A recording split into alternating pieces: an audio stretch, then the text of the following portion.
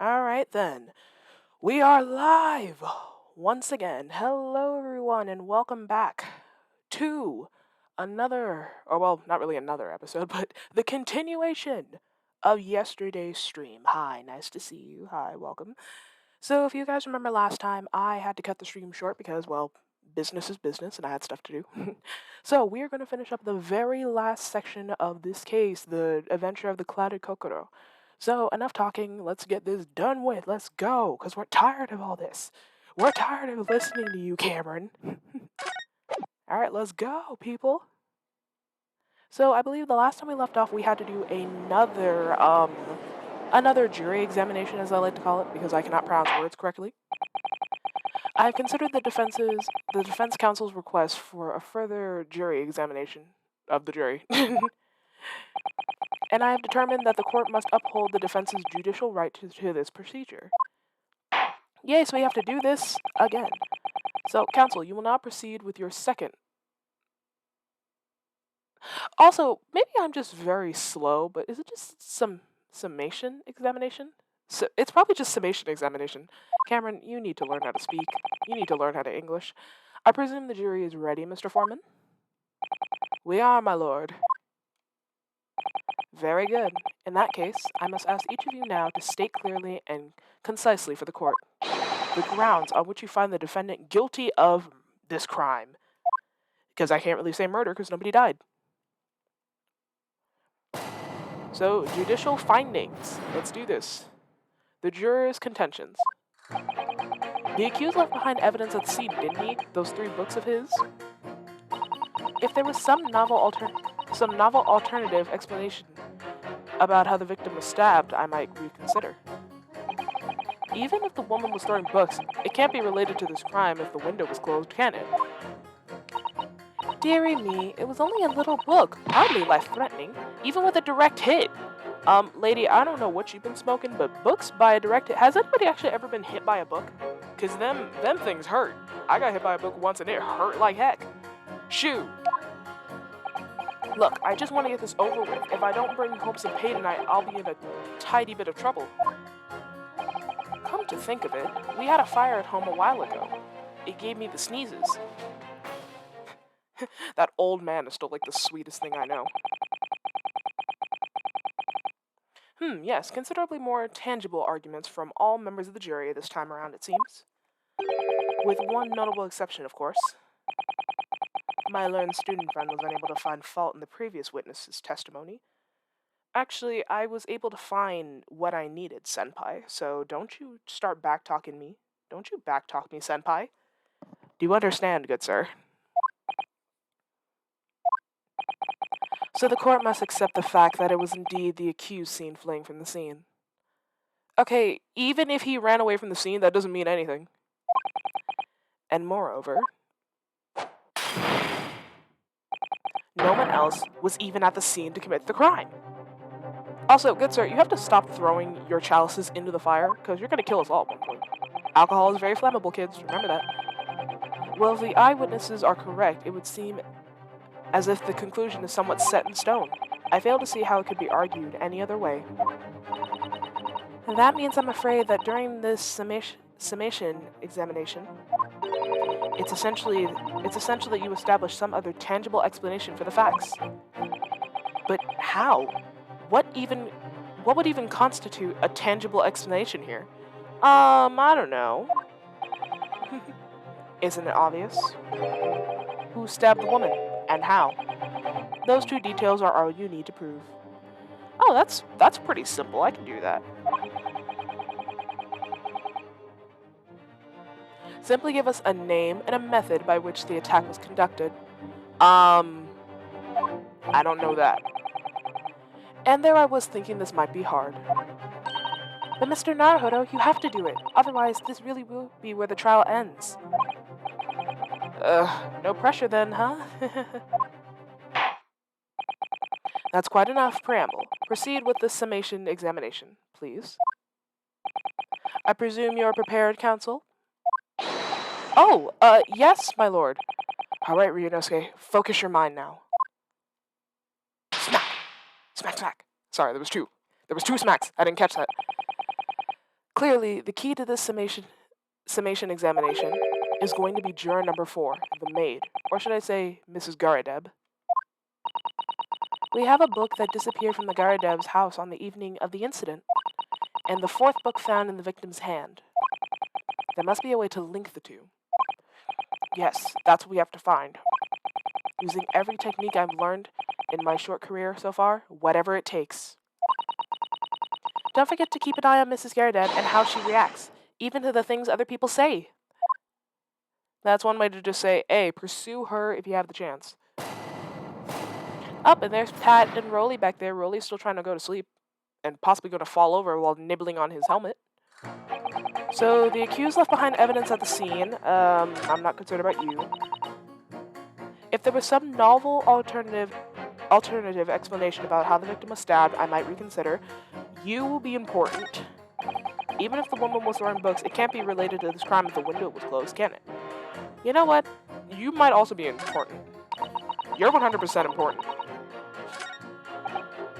Look, I just want to get this over with if I don't break some heart. You know what? I want to talk to you because you're funny. You just want to get it over with? How can you sit there and say something like that? A man's future is at stake here. Well, him and me both then, like I said before. What? I told you already, I'm a day laborer, aren't I? If I don't bring home some Reddies with me tonight, you'll find me floating face down in Thames tomorrow morning. Shoot, your wife is that strict? You heard me. My missus isn't one to mess about, you know. She'd be fierce, you me. Another shining example of marital bliss, then. A situation like this cropped up the other day. It was, well, You know, it's funny, but I can't quite remember. Sorry? It was too frightening. That's the thing. I must have blocked it out. Helpful. Really helpful, my dude. I wonder if Mrs. Beatty will ever be dragged into the Thames by his scarf. Don't even go there, Mrs. Sato. Don't drag Rolly into this. There must be some way to jog his memory about this.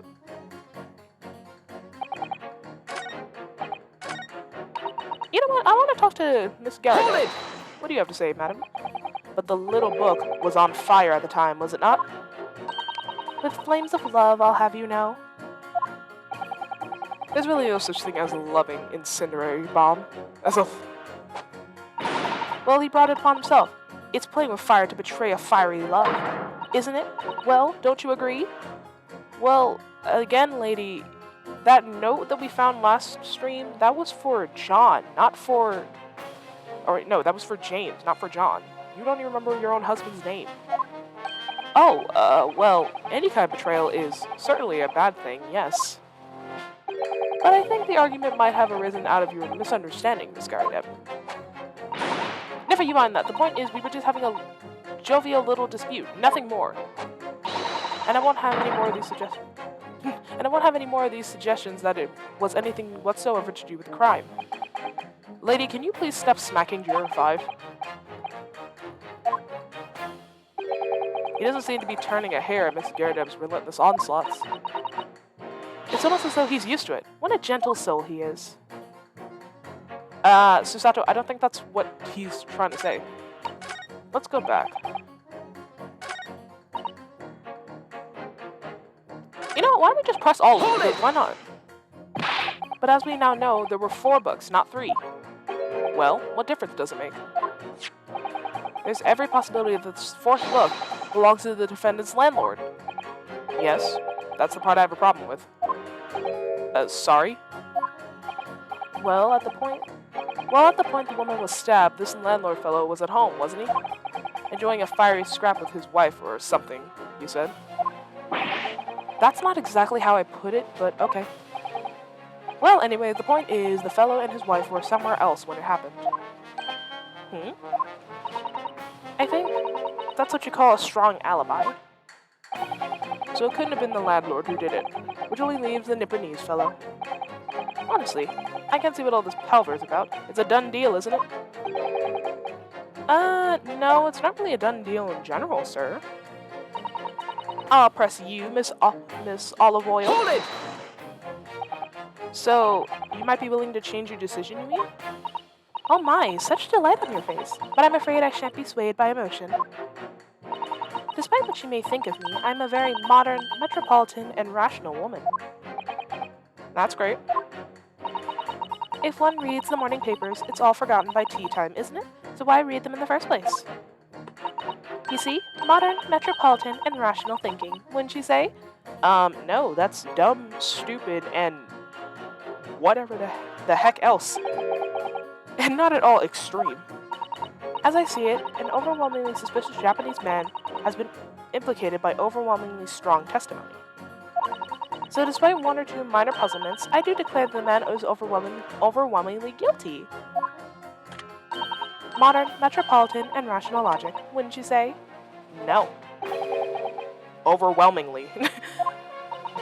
But us modern gals are always delighted to embrace new fads, you know? So I'd be only too happy to consider an exciting new theory if you can come up with one. I'd be happy to do that, if only I really knew. So we have to be able to change her leaning. Jordan, what you gotta say? Well, what about the possibility that the window was open? What about it? I mean, there's just no way it could have been. How could you be so sure? The prosecutor fellow over there said it earlier, didn't he? Winters in London are no joke. You don't want to invite that sort of cold indoors. Shoot, I do. Oh, my cousins are playing Splatoon. But shoot, I would want to. I sleep in 0 degrees. I like my rooms extra cold. If it's not cold, I don't want it. So no, that window wasn't open. Us Londoners like sitting by the fire and staying warm, see? But you can't categorically state the window wasn't open, could you? It just wasn't. They wouldn't have opened it. Then what's the point of even having windows, huh? Counsel, you will kindly refrain from childish bickering. Hey, listen, he's got a point. What's the point of having windows if you're not going to open them? Somehow I need to show the window was open. Yep, exactly. He ain't gonna budge at all. So I already talked to you. I talked to you, and you got scared. Come to think of it, we had a fire at home a while ago. It gave me the sneeze. Let's talk to the old man. Does that have anything to do with your decision about the defendant's culpability in this case? Sorry? What's that? You'll have to speak up, lad. Could you tell us more about that fire, old man? It was last winter. Okay, I'm sorry. It was last winter. My grandchildren baked me a lovely cake on my birthday. It had 75 candles on top, it did. What a sight to behold. 75 candles? Oh, dang. That's a house fire wouldn't have it. You put candles on a cake? Was it some kind of devil-worshipping cake? Oh, Ryunosuke, you have a lot to learn about people from... Of course not. It was an angel cake to celebrate my birthday, obviously. It seems that it's a common custom here in Great Britain, Mr. Naruhodo. Anyway, I mustered all my puff to blow them out. Only, I must have blown wrong somehow. The flames didn't go out, but the candles went flying all over the room. The furniture caught and everything went up. The whole place was filled with smoke. Definitely sounds like a devil worshipping to me. No, Ryunosuke. And by the sneezes, I presume you mean a cold? But how did you catch a cold from a fire? What a fiasco it was. The grandchildren, bless them, threw water over me as they tried to put out the flames. And then, because the whole room had filled up with smoke, of course, we had to open all the windows to clear it. The windows. The biting winter air rushed over me like the devil dancing on my grave, it did. I caught a terrible cold from it. Put me in the hospital for a while. I won't forget that birthday in a hurry. Please don't, because that sounds like the best thing ever. I knew it was a devil worshipping all along. But something about this old man story is playing on my mind. Oh, it's playing on your mind for a good reason. So yeah, yada yada yada, we gotta figure out how he or she could have done things, blah blah blah blah blah. Susato, please stop talking. Susato, please. You and Ryunosuke need to stop talking and hurry up. Sorry guys, I'm sorry. Okay, so we gotta pit. Wait, does his little thing change? Winter house fires are dire. You have to open the windows to clear the smoke. That's when the chill gets you, you see? Objection! pit those two against each other. They do? How exactly, Counsel? Don't point at me again. I told you it wasn't me. What's that you say? Speak up, lad. Speak up. Juror number 3, did you see? Oh, me? See what? What'd I see? Did you hear juror number 6's account of his birthday celebration last year? It seems, despite being a Londoner, he once opened his windows in the middle of winter. Well, yes, of course, because it was an emergency. I mean, obviously, if the room was filled with smoke from a fire, then you'd be mad not to open the... Oh! That's me whenever I realize how stupid I am. Nope, don't go to any of those guys. Exactly. On the day in question, at the time of the incident, there was a fire in the Garadeb's household. And Mr. Garadeb had the following thing to say about it. The whole place filled with smoke. Oh, my. Madam, are you okay? Dang, she's pouring that tea and drinking it like her life depends on it. Excuse me. Excuse me, madam. Juror number 4, do you have something to say about that? Mrs. Garadeb! Oh, dearie me! What's the meaning of this? How dare you imply that I'm hiding who I really am? It's imperative that you confirm something for the court. So please, it's time to drop the pretense now. What is this? When the fire started in your house that day, did you or your husband open the window? Oh, pardon me, everyone.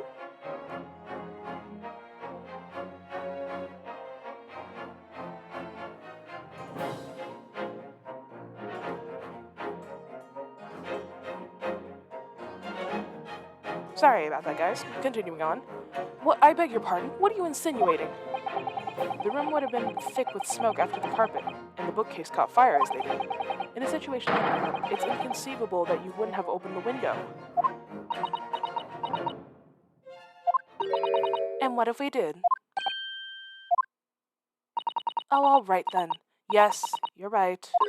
My husband was frantically trying to open the window, which can't have been easy since I continued to give him a justly deserved book battering.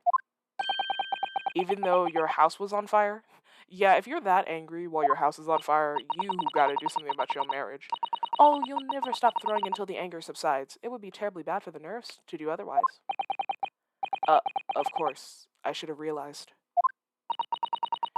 That's a significant step forward, Mr. Naruhodo. You're able to establish that the window was open. Oh, hi, Ram. Nice to see you.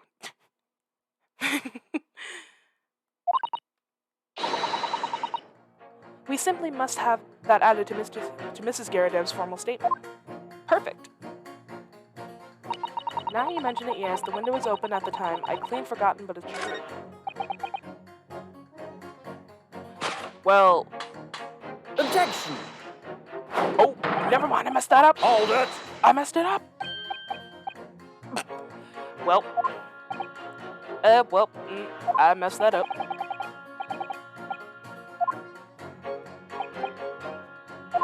Wait. Oh, well, there goes my life. No! No! Yes, I am listening. I thought you would pit those together because you said that there's a possibility that the window was open, and then you have that. Hold it! The fourth book found at the scene of the crime shows a very significant signs of fire damage. And the title of the book is The Lion's Cry. The same title, in fact, as the book Mr. Garadeb told us he'd been reading. Well, I really couldn't say. On the day in question, did you or did you not throw a book at your husband? Or the copy of The Lion's Cry that he'd been reading? I did. Dang, lady. It was the first thing I could lay my hands on, so I hurled it straight at him. And now you come to mention it, yes. He was rather enjoying reading it, you're right. Why did you not reveal this information to the court from the outset? Because I couldn't, you insolent little man. I didn't remember. At times like that, you pick up and throw whatever you can lay your hands on, as well as you know. I really don't know, lady. I barely noticed that I was throwing a book, much less... Oh, boy! Oh, juror number Excuse 4. me. Or number 5. What's up? What is it, juror number 5? You know something? I've remembered what it was. The memory I block out. Oh, well, we got a memory. It was listening to this granny. It was listening to what this granny was saying that brought it all flooding back. Who are you calling a granny, you cheeky devil? I'm Mrs. Garadeb, or the maid, I'll have you know. Mrs. Garadeb or the maid. It's either one or the other. Please don't tell me that this is used because he's used to being hit all the time. Oh man, if his wife is just as bad as Mrs. Garadeb, then good lord. You just got back from work.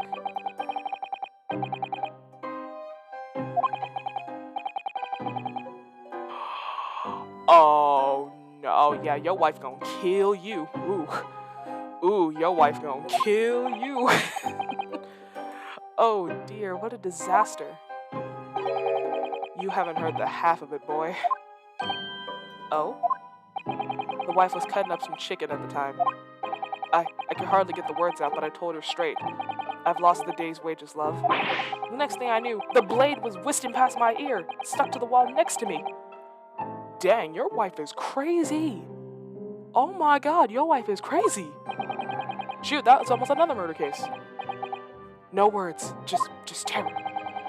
I could smell it then, you know, the god-awful stench of the Thames. I was sure I was going to end up face down in the muddy banks that night, I can tell you. Now, that's a real disaster, isn't it? I'll never use the word lightly again. Anyway, the point I'm trying to make is this. When women lose their rag, they'll throw anything at you. Knives, hatchets, hammers, you name it. Mr. Naruhodo, you mustn't think all women are so short-tempered. Susato, have you looked in the mirror recently, sweetie? I'm sorry. That's kind of rude, but do I really care? Not really. Oh, throwing household objects is uncivilized. Yep, Susato, like I said, look in the mirror every now and again, sweetie. Who are you going to attack? Never mind. Anyway, the man's words could be rather significant, I think. Alright, we'll come back to the bow and arrow thing later, if I dare. You know what? Objection! I believe it's you and number 2. Good grief! You mean that they don't contradict each other? Explain, counsel. Juror number 2, do you think perhaps that this could be one such novel alternative? Oh my? Whatever do you mean? An alternative explanation as to how the victim was stabbed in the back. What are you talking about? We've demonstrated that the 4th book, The Lion's Pride, that was found at the scene of the crime, originated in Mr. Garadeb's room at the top floor of his house. Therefore, it's equally possible that some other objects besides books could have found its way from Mr. Garadeb's house to the street below. Eh? What's that now? After all, Mrs. Garadeb could have thrown any number of different objects at her husband. Isn't that right, juror number 4? What are you insinuating now, you little beanpole? Is this supposed to be an insult to him? Calling him skinny? Is this supposed to be an insult at all? Just calling this man skinny? Because I like that. I'm beginning to think that ever since the true origin of this book came into light, perhaps she had a feeling this might be what happened. Now you listen here, you little Eastern gala. As the foreman of the jury, I demand a straight answer. You give us this yarn about some other object making its way out of the house, but what? What was it? Oh, I know what it was. I'm really taking a big gamble here. Isn't every lawyer? You take a big gamble every single time. There was a bold accusation. It's a bold accusation to make, but I haven't any real evidence to back it up. Oh, you'll have the evidence, don't worry. But I'm certain that at the very least, this warrants further investigation. Alright, Mr. Foreman. I'll try to explain the defense's theory. The other object that found its way from the Garadeb's household to the scene of the crime is this knife. Take that! Silence. Juror number 4, Mrs. Garadeb. What? What now? I must apologize in advance for this, but I need you to confirm something else for the court. This knife. Have you ever seen this knife before? Ah! Good Lord, Counsel! What on earth are you doing? I'm trying to find the truth. I don't know what you guys are doing, but I'm trying to find the truth. I ain't got time for this. That's the weapon that was lodged in the victim's back. Oh, I know. I know what it is.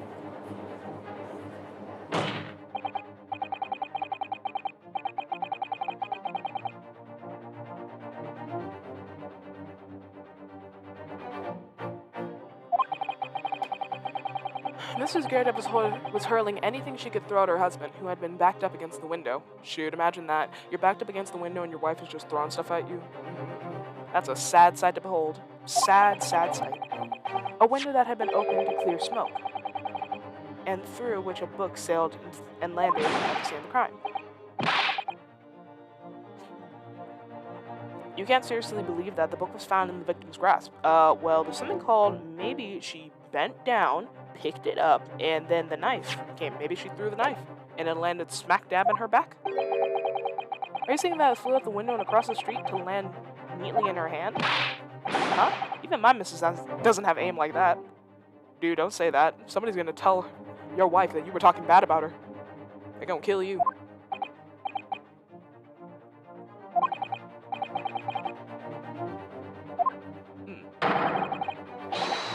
We must not allow this trial to end. Not right now. Oh my. Ugh. Mrs. Garadeb, your answer, please. Have you seen this knife or not? Have you seen it or have you not seen it? Oh, Ah! Oh, well, she's dead. We killed her. My lord. I wish to change my decision. I'm a woman of my word, after all. Thank you, madam. Yes, I agree. I certainly didn't see this coming, but I just don't think it would be right for this trial to come to an end now with so many unanswered questions. Even the foreman. The foreman's on her. It must be nice. It must be nice to have the foreman on your side. I'm sorry. Not that I think the granny did it in mind. Yeah, you know what? I'm not quite happy about this at the moment either. All together now, ladies and gents. Damn, we got 4 right off the bat. Amazing. We did it. Woohoo! Give head claps. Claps in chat. Claps in chat.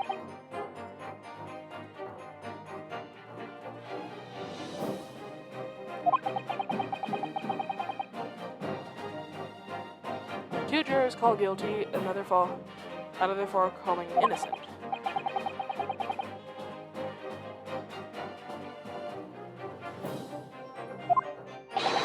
And this trial will continue. Oh my, I did not see my chat. I've been looking at chat. Somebody said hi to me. Hello, whoever that was. I'm very sorry. I am very sorry. Oh my. I was not paying attention to chat. I am so sorry, chat.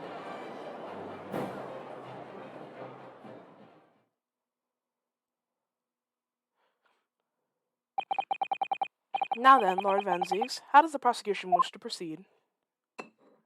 By pouring some wine.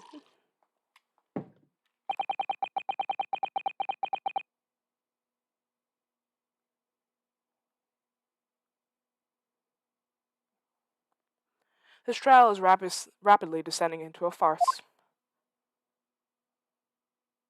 Sip, sip.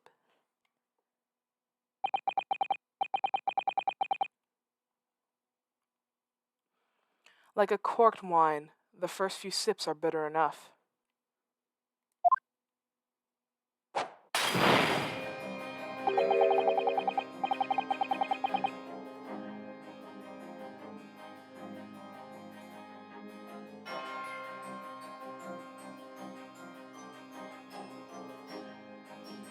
But what follows is so repugnant, it's good for nothing. It's good for nothing save the gutter. If I may, Lord Van Zeeks, the defense has just put forward a credible alternative explanation for what just happened. Credible? Is that your considered opinion, Mr. Foreman? It's credible enough, so shush. Shut your face, Senpai.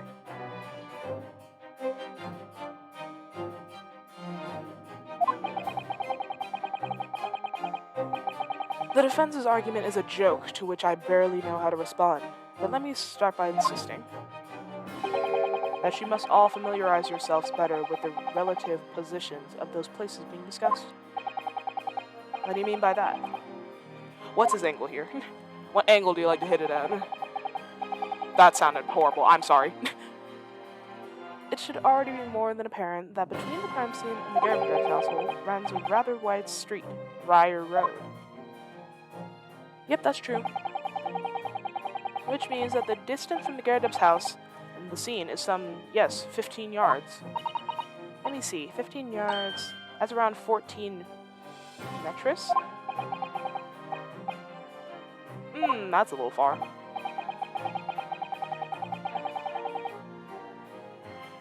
And as you ladies and gentlemen of the jury rightly noted as having pretentious significance, the fourth book was found in the victim's clutches.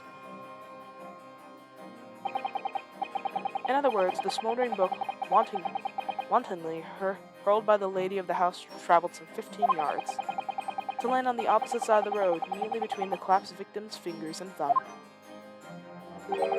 Is that your final conclusion, my learned and allured friend? That's not what I was saying. You know what? You're technically a fantasy, but you're an amazing fantasy that I can actually try to sim for.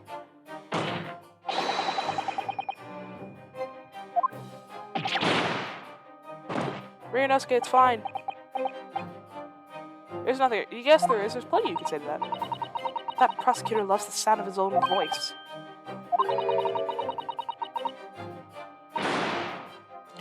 Oh, well, you've angered Susato. Let's pick our battles here. My lord, might I be allowed to speak? Of course.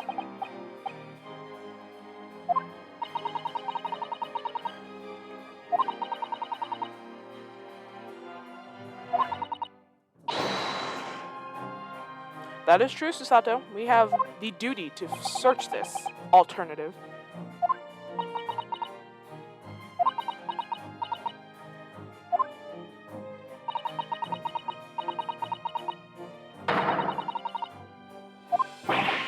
Saints alive! A cross-examination of the juror?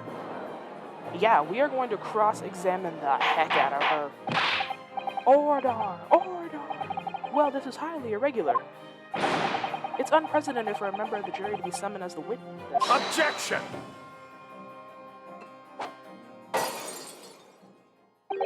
And unnecessary. Senpai, what did I tell you about throwing uncorked bottles into the crowd? You're gonna kill somebody! You are going to kill somebody! Lord Van Zeeks! There are already witnesses in the stand whose testimony the defense may further cross-examine. If my learned friend's farcical theory has any truth in it, then both a burning book and a jackknife must have been flown through the sky before this couple's eyes. And we must assume they would be able to testify accordingly. What say you, witnesses?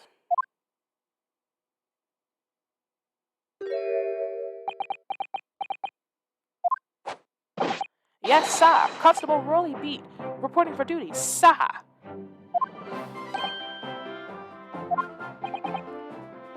Well, good morning, officer. My man woke up quick. Sorry for dozing until now. Sir, I haven't slept for a month on account of work. My man hasn't slept for a month? Oh, my dude.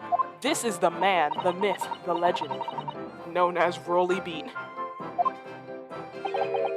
Patricia, my darling, I've been neglecting you, but no more. Oh, Rolly, my hero, you make me swoon. Get a room, you two. Stop making me feel single, guys. Stop making me feel single. I feel all exposed now. I feel so single, it's not even funny.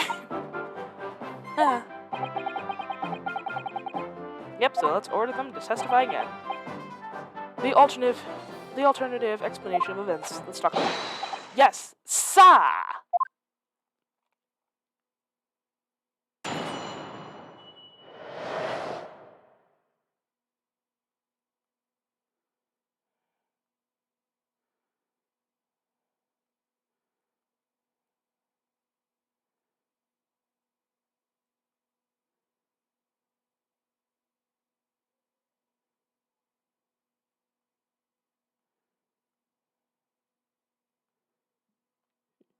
Alright then, Constable Beats report.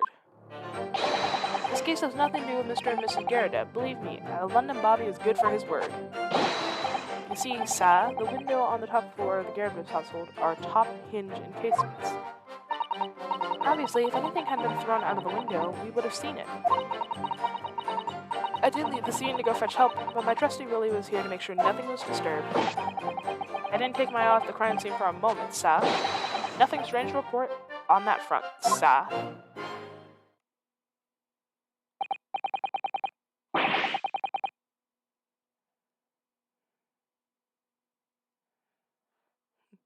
Well, this is quite startling. A top hinge casement window? That detail was not in the police report, Constable. Yes, sorry about that. I must have been a little, drowsy. You can't excuse your sins with drowsiness every time, Constable. You can't say that you're tired for everything, Constable. No, sir.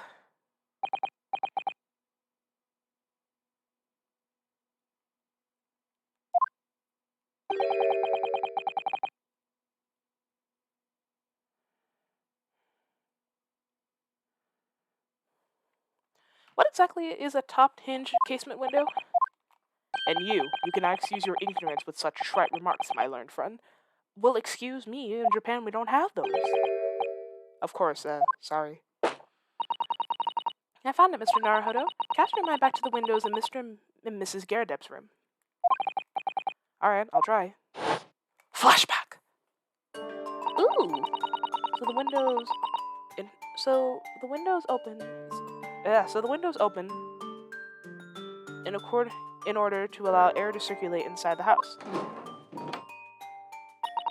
But as it's a top hinge encasement window, it swings open along the upper edge, you see?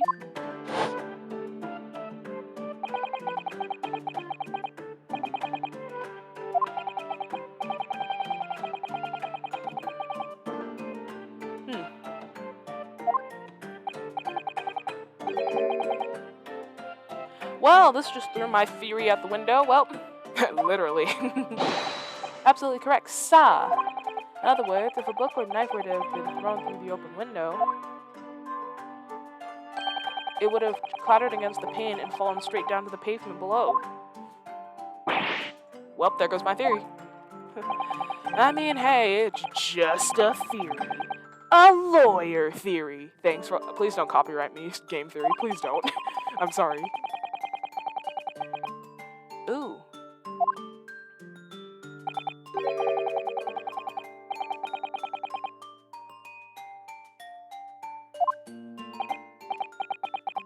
That can't be! No, pick yourself up and you're fine. I saw how he crumbled before. Hey, listen here, Rolly. You may be a constable, but I swear I will bop your big nose. He didn't do anything! How is this happening? We are in Great Britain, Reinosuke, and we are also going against the Reaper of the Bailey. Shoot.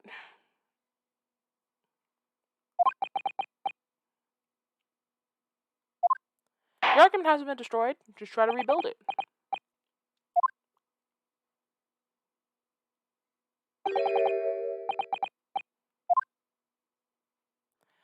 You could rebuild your theory. It's fine. We just gotta press. We gotta press and present. Press and present.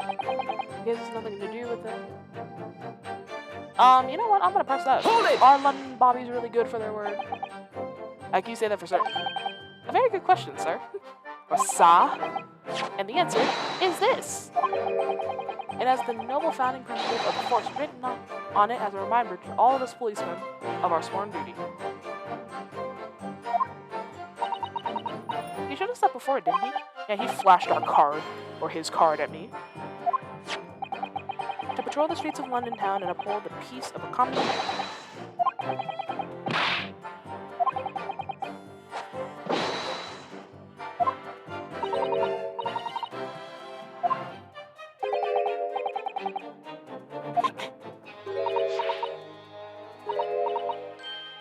Please get a room and stop making me feel single. Like, this is not okay. I feel so single, it's not even funny. I feel so single and exposed.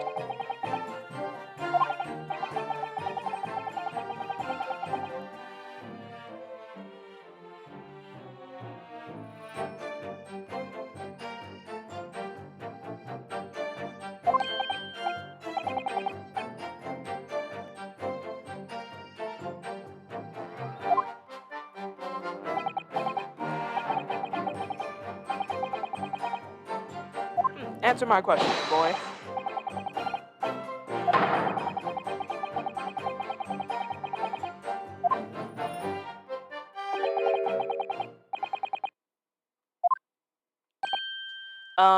Okay. The music went off.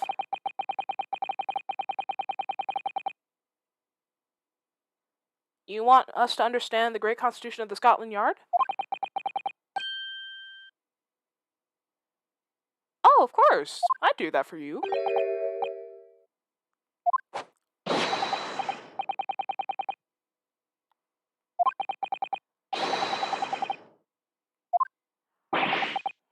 Well, thank you, Rolly. I'll take it.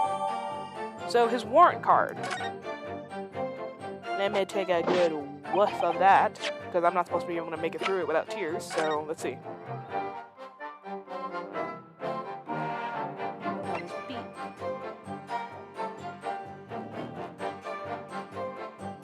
Oh, it's so beautiful. Okay. I'm not gonna try to play through that. Let's continue on.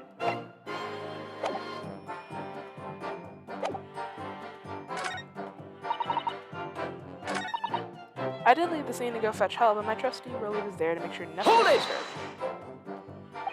Yes, you said that you went to a nearby police box to fetch another officer. Is that right? Yep. Yeah, it's true. If it was on Rolly's beat.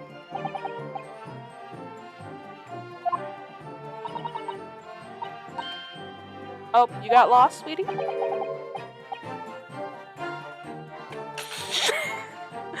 Oh, my darling, my love. That's one of the reasons why I love you. You're terrible with directions. Love it. Absolutely love it. Oh, Pat. Oh, Rolly. Again, I feel so single. Oh, please. Exactly. So, you were gone for 15 minutes? But Rolly was there the whole time.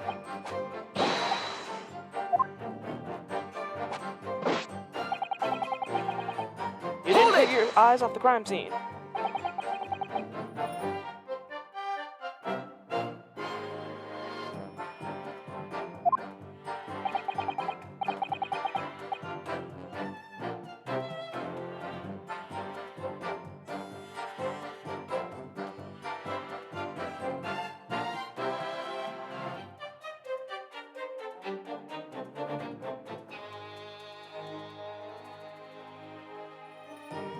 You never took your eyes off the crime scene, mister?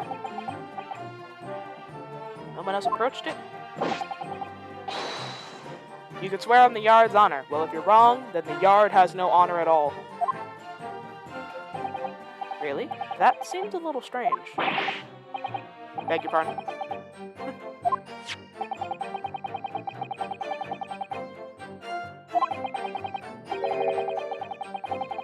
Exactly. How did it get there in the hands of the victim?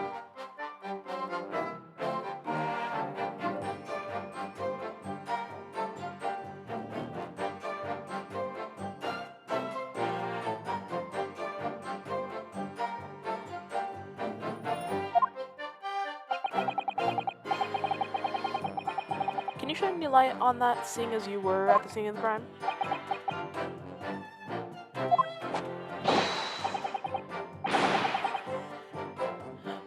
You mean to tell me that you think that there is an exact copy of the Lion's Pride that was also charred on the back that happened to find its way into the victim's hand? I highly doubt that, but okay.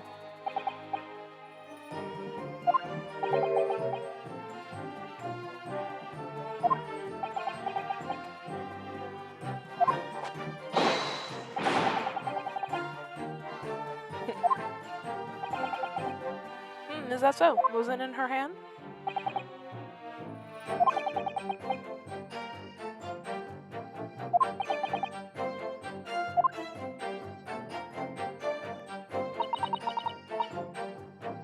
No, Susato, you have rights. You have rights to speak. We have to get Mrs. Garrett up here, so I agree with her. We have to get her up here to testify, which means we gotta go through Rolly and Patricia first. Yep, I think so, Susato. You're fine. You did a good job. You did a very good job, Susato. I'm very proud.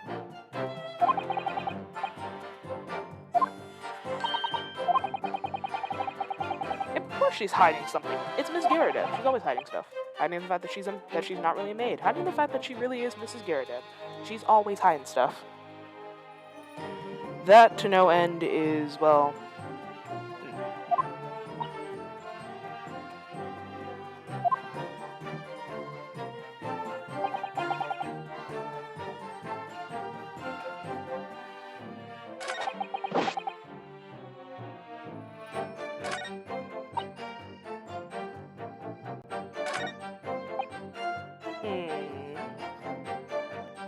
Hold it!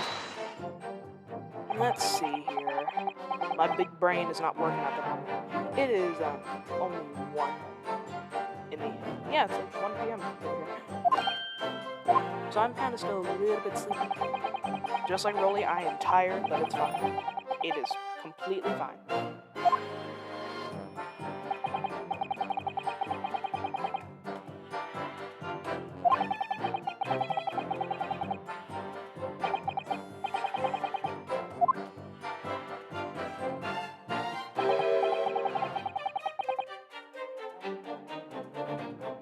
But also, again, one thing that this game is known for is the most amazing music on the planet. Good lord, this song is beautiful.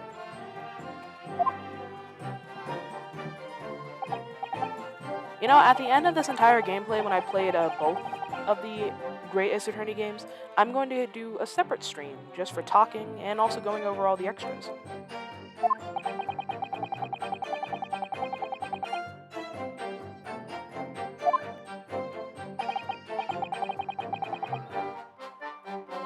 You have another question, Constable? And what would that be, sir? How do you even know? Why would you have any idea what sort of windows Mr. and Mrs. Garrett have in their house?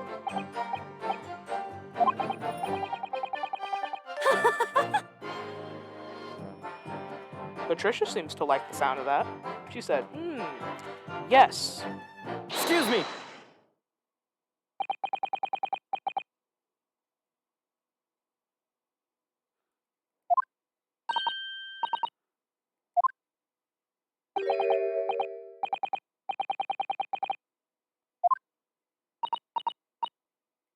Remembering. So lucky. What do you mean lucky?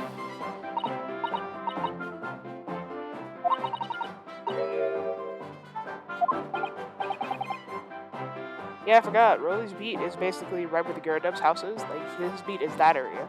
The other side of the street is for another policeman to take care of it.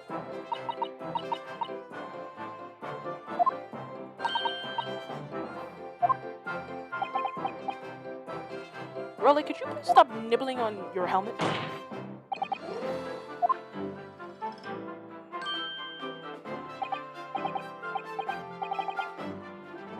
Aw, he kind of looked a little bit cute trying to wake up. That's the reason why you were helping out? Ooh.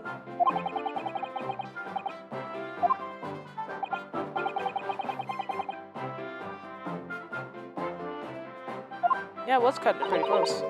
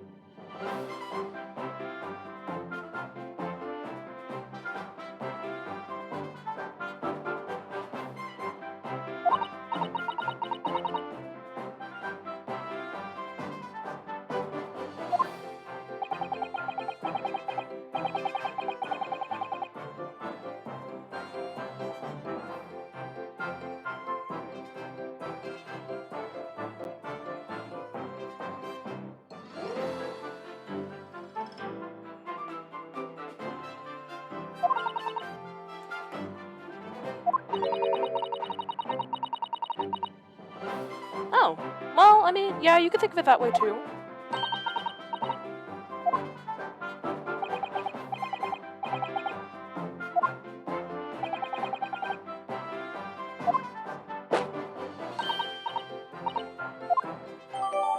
The case brew. Oh, the case file. Yay! Yep. So I'm gonna also cut you guys a little bit of the explanation. Oh, never mind. Shut my mouth.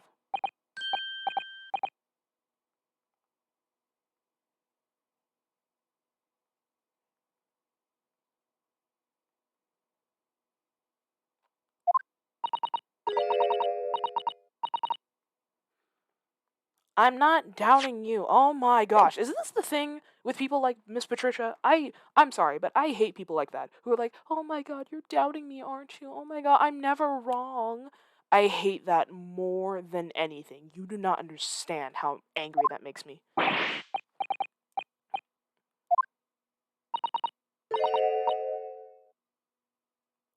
Lady, you are trying to make a sexist joke right now.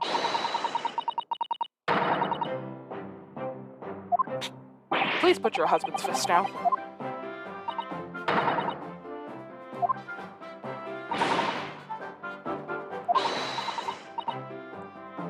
Lady, can you please stop jostling your husband?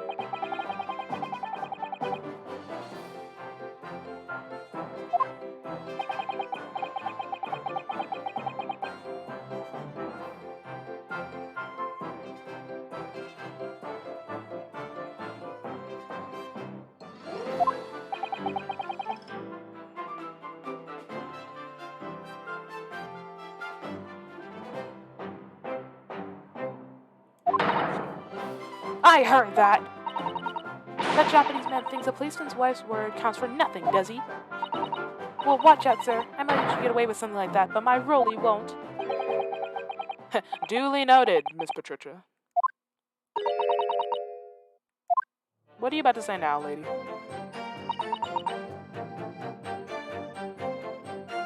Hold it!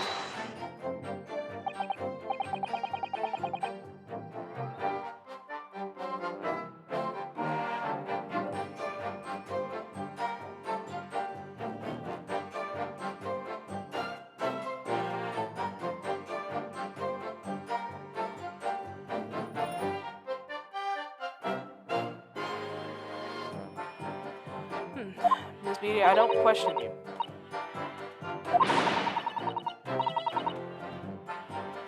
Well, yes, we've already discussed this.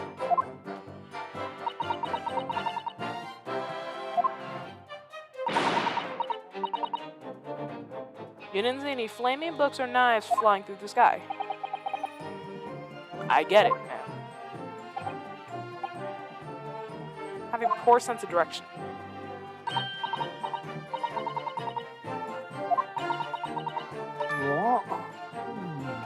Rolly? Rolly seems to be stressed this time.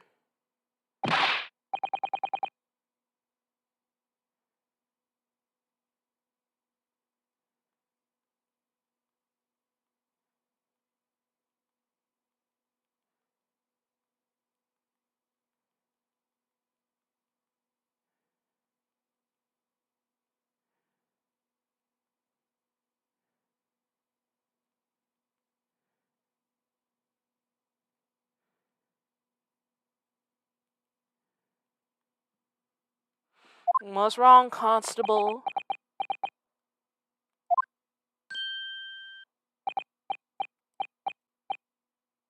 No, sir. No problem, sir. Yeah.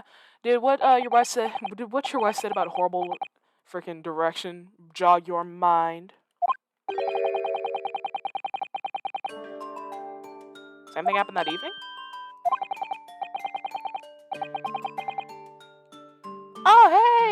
Man, welcome back. Hey, what's good? I haven't seen you in a hot minute. Oh, so Miss Beat lost her way. She got lost. Well, you see, I sent out to find a police box in the next beat, but she was gone a fair bit longer than expected. Oh boy. Of course she was gone for a good 15 minutes.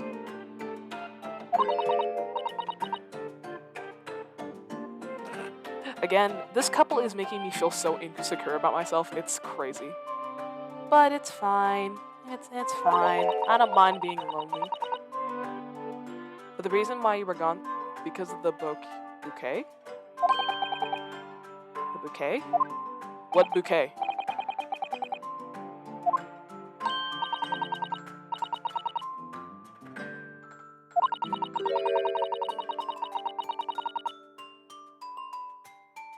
Rolly seems to be losing it. How romantic! Aren't you, my darling?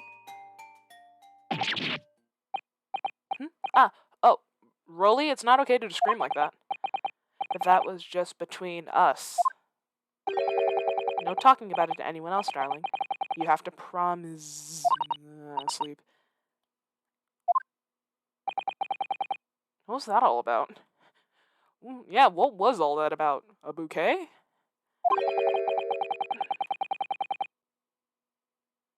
A bouquet. You know what? I'm not even gonna question. You can't offer any useful insight, Miss Usato? You can't give me insight? We gotta talk about that bouquet, baby.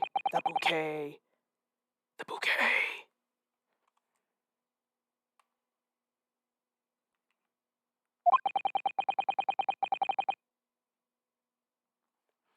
You like to add the detail. Okay. I'll add the details. Okay. Uh-oh. Senpai?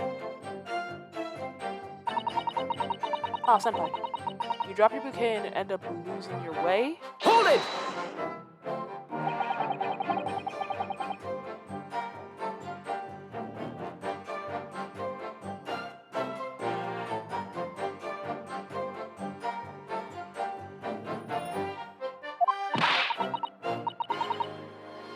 You dropped your bouquet at the scene of the crime.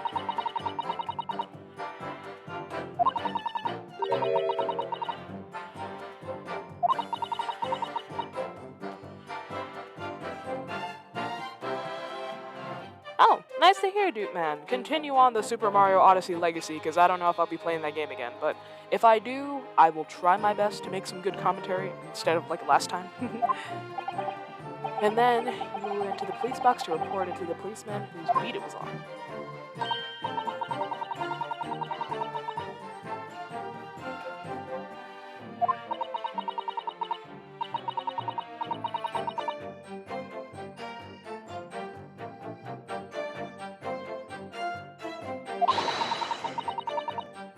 It was nowhere near. Wait, the bouquet wasn't near the victim's body? What do you mean?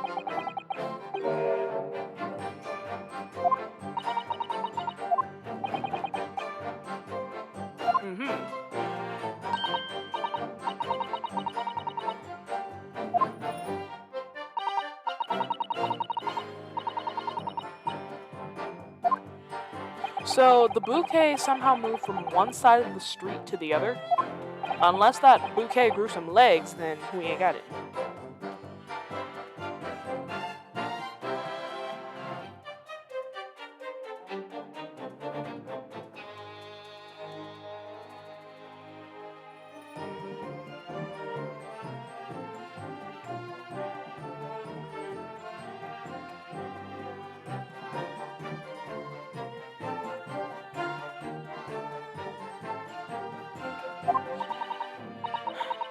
But the worst of it is, I forgot to pick out the bouquet again when we left the scene. The beautiful rose. To be honest, Dude Man, I have actually never played any of the Mario Striker games, so I do not know if I will get it, but I know my cousins are gonna get it, because my cousins love Mario to the ends of the earth. Good lord, one of my cousins actually thinks that he is Mario. He wants to grow a mustache when he's older. Also, that is not a bouquet. That is one singular rose. If you say that you're getting your wife or your husband a bouquet, do not make it like that. That is not a bouquet. That is a flower.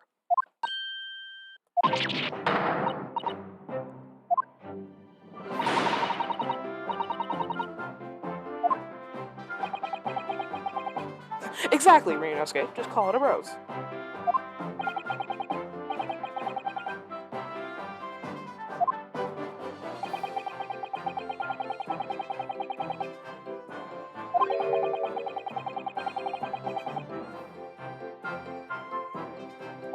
The pavement in front of Mr. Garradeb's house?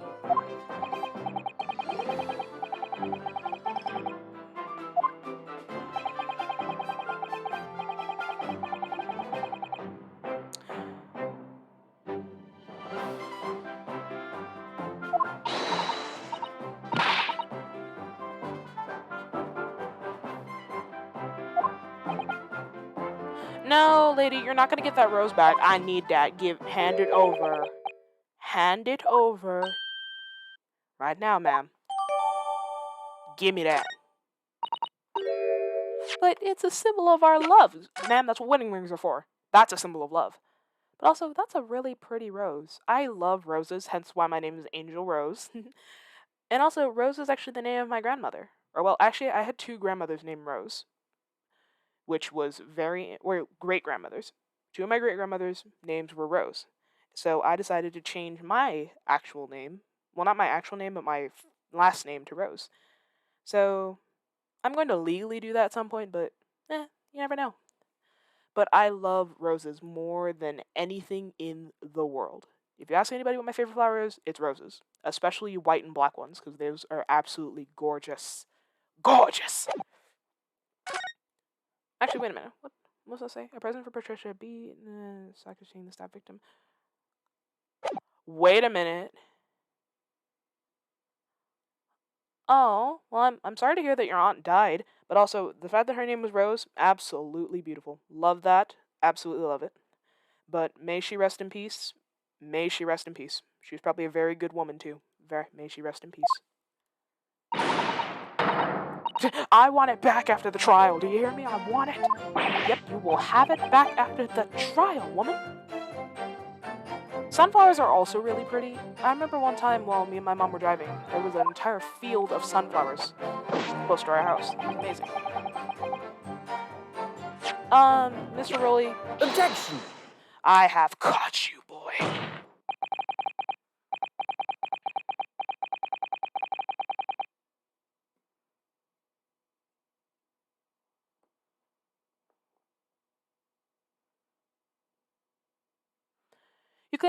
You claim, Constable Beat, that there was nothing to report.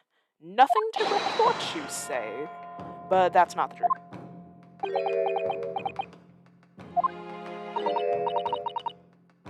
What are you trying to say? What I'm trying to say is that your husband, ma'am, is a liar. When you arrive back at the scene of the crime, the policeman assigned to that beat. The bouquet you had dropped at the victim's side was no longer anywhere nearby. Objection! Listen, Senpai, you don't have to interrupt me. I will say what I need to say. Jeez. This meager bouquet. Oh, Senpai, that's the symbol of their love, though. Just like how my symbol of my love to you was an entire wine bottle. Objection! But if that were the case, why did Constable Beatty not testify to that fact? Exactly. Why didn't he say anything?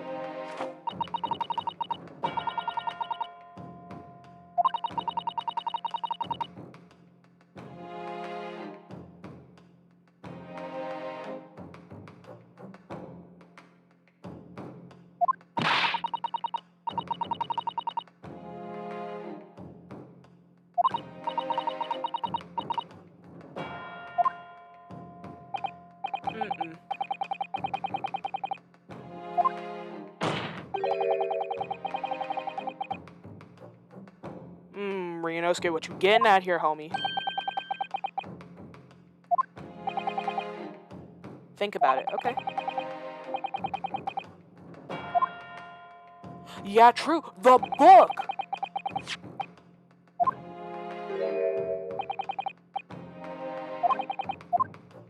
Yeah, and yet the book was found over there, but the bouquet was found where the book was?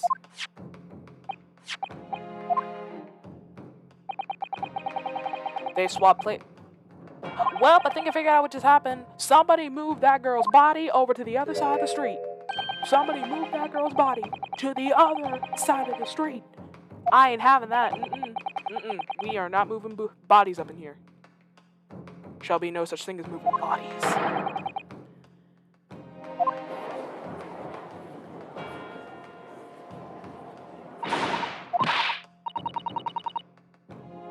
Yes, your Rolly has done something wrong, lady. Just because he's a freaking constable doesn't mean anything.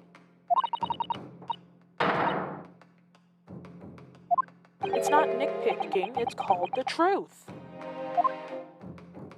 Oh yeah, Mr. Garrett's back.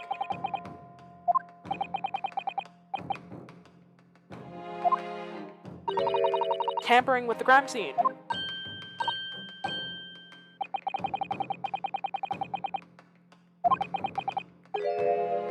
Objection!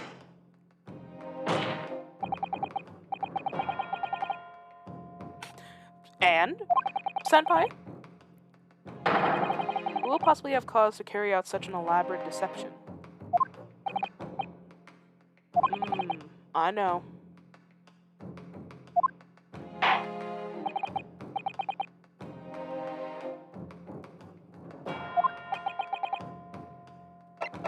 Well, the constable... Take that!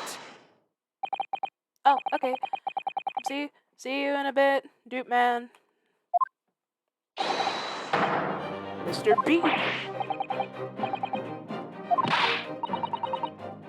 Why would your Rolly actually did it for you? There is no one straighter than my husband. That statement is funny to me for no reason.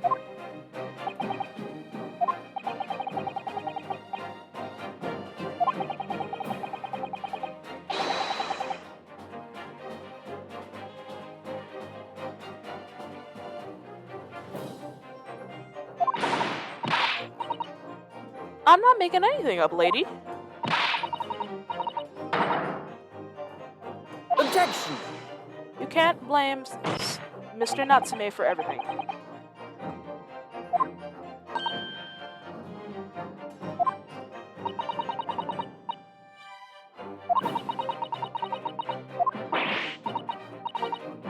Objection!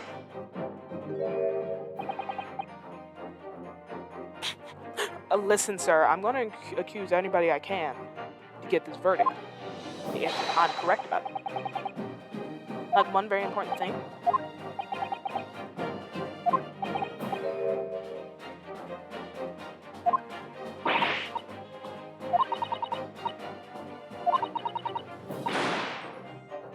No, there's another reason why he would tamper with it. He's not trying to hide anything. He's trying to prevent something. I have a motive. One motive that you might love.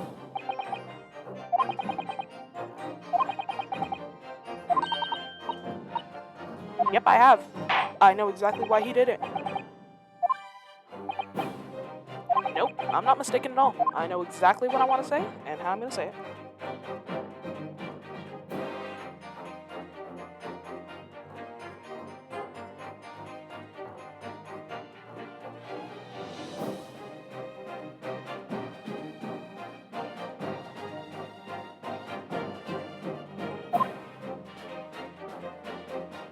Oh, welcome back, Dupe Man.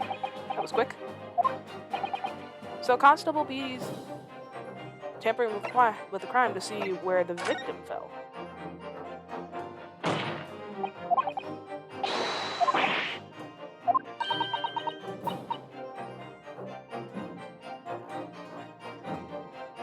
Oh, Mario Rabbids Kingdom, but I absolutely love that game. I'm going to be doing a stream on that too.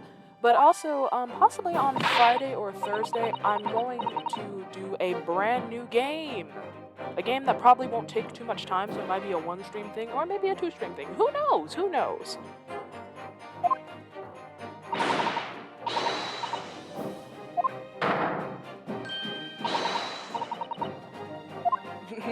Okay, Miss Patricia, you gonna try to correct me?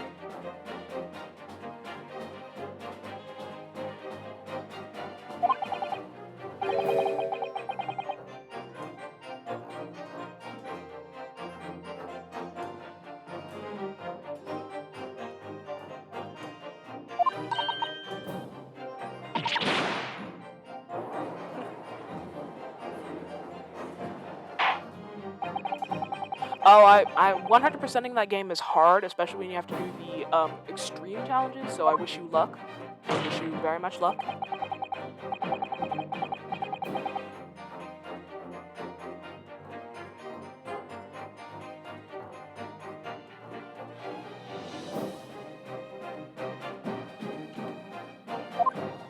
My Nipponese friend. Can't you just say my Japanese friend? I'm saying that it took place on this side of it. Take that! Yes, it's on the opposite side of the road. There's only one reason.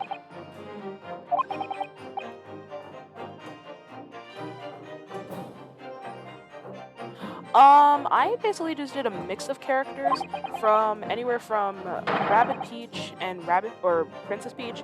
Sometimes I did Luigi and Rabbit Mario. I did Rabbit Mario and Princess Peach at one time. I did Yoshi and Rabbit Peach. There's a whole bunch of good combinations out there. Hopefully when I do my stream of that game, I'll be able to show y'all.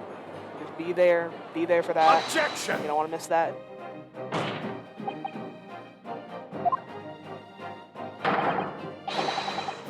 Both saw the moment the attack took place? They didn't really see the exact...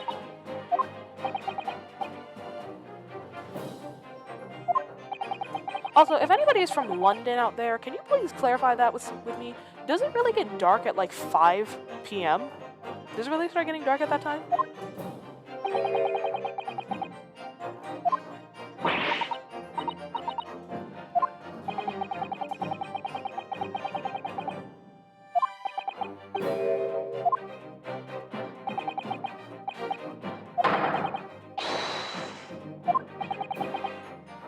So this man moved from one side of the road.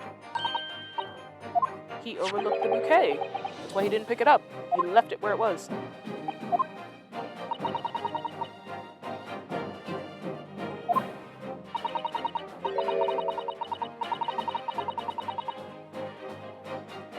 Oh, well, I mean, yeah, probably that is true because daylight saving time ended. And then it just starts getting dark around that time. I want winter to come back. I love the cold. Winter, please, come back. I like sleeping in 0 degrees. It's nice. I mean, it was actually pretty cold last night, too. I liked it.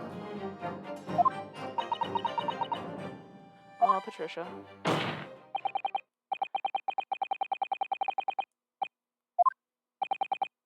Yeah, how do you respond? Constable. Same here, dude, man. Summer is probably the worst season, especially out here where I live. It sucks. It's terrible. And I live right, like, next to the desert. Actually, no, I live technically in the middle of the desert. It's hot. I like the cold.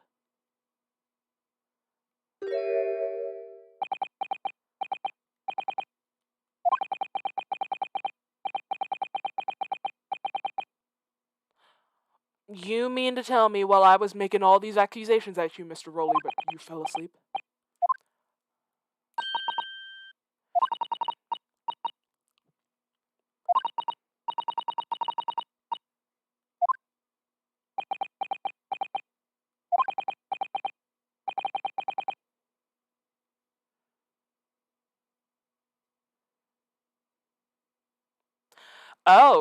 So you live in the Netherlands. Oh, I see.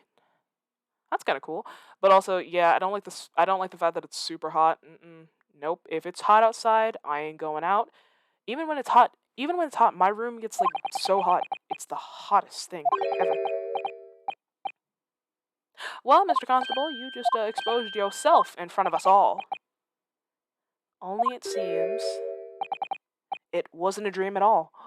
Constable, no. Mr. Constable.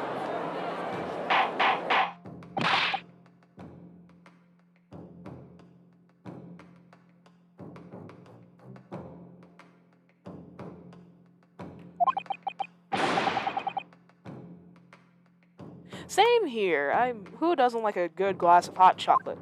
Even though I'm a weirdo and I end up drinking hot chocolate in summer anyways, making my pain only worse, but hey, it's fine. Did you move a corpse, Rolly? Wishing that the victim was dead, which would be a crime too. Explain yourself, Constable! Explain, Constable!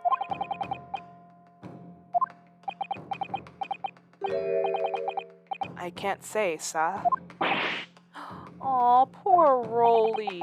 I really am ever so sorry about all this. You better be sorry, because Van Zeeks is standing right there. That man gonna end your life.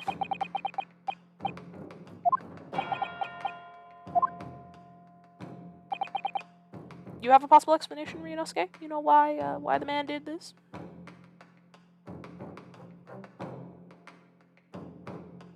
Oh, I see. Energy. Energy drinks. Surprisingly, I've never actually had an energy drink before. Not ever once. How could I possibly know? Well, Van Zeeks, if you were more romantic, you would understand why. A foreigner. Listen here, mister.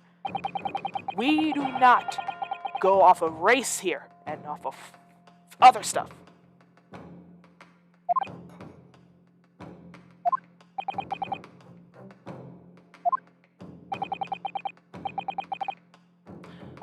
Yes, I shall expose the truth. The truth! It's already been 1 hour, goodness gracious.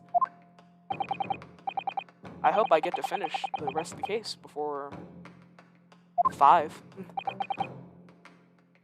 Got a feeling that's behind this man's actions. Well, what gives it away is actually the warrant card. Take that!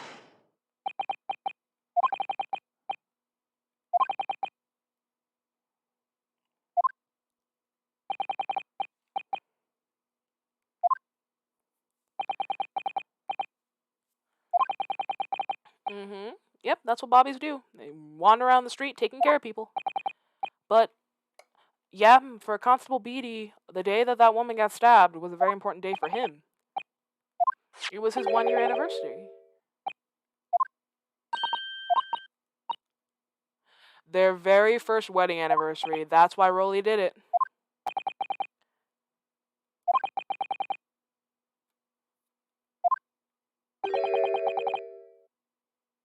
Exactly. Oh, well that's nice to hear. Going up to beat people up.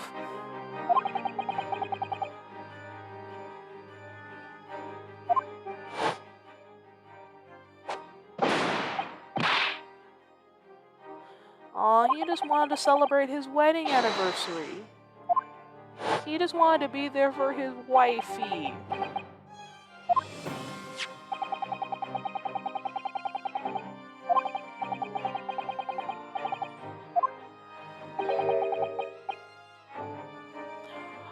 Oh, yep, that's it. When a crime is discovered on his beat, a policeman must assist with the initial investigations and help detectives.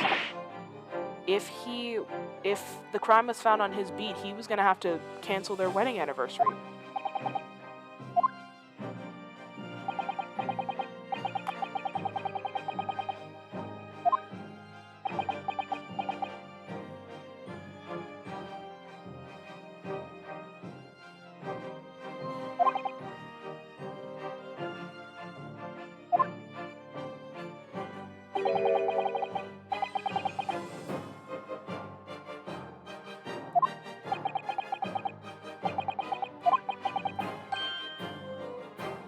Yep, it's the boundary of his beat. He just wanted to go spend time with his wife. I mean, hey, if you had a wife, wouldn't you want to go spend time with them? Wouldn't you want to just care for them, love them, appreciate them? Sadness all around. To summarize, the incident actually occurred on the constable's beat. Yes, it did.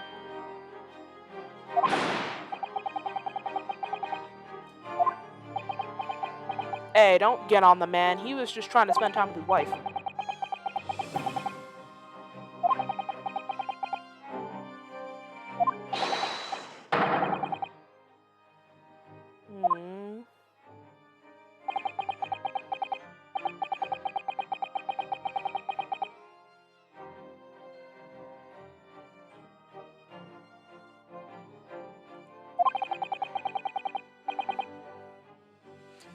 Man.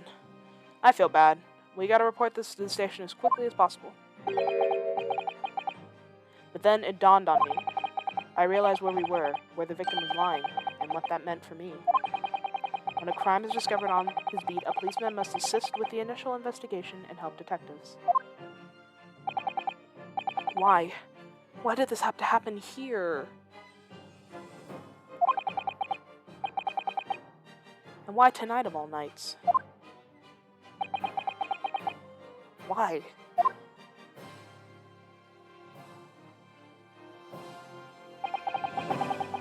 It's a copper's job to guard the scene of the crime. I told Pat she'd have to go to the nearest police box and fetch whoever was on duty there.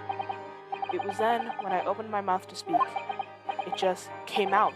I couldn't believe the words that were coming out of my mouth. Nobody ever does.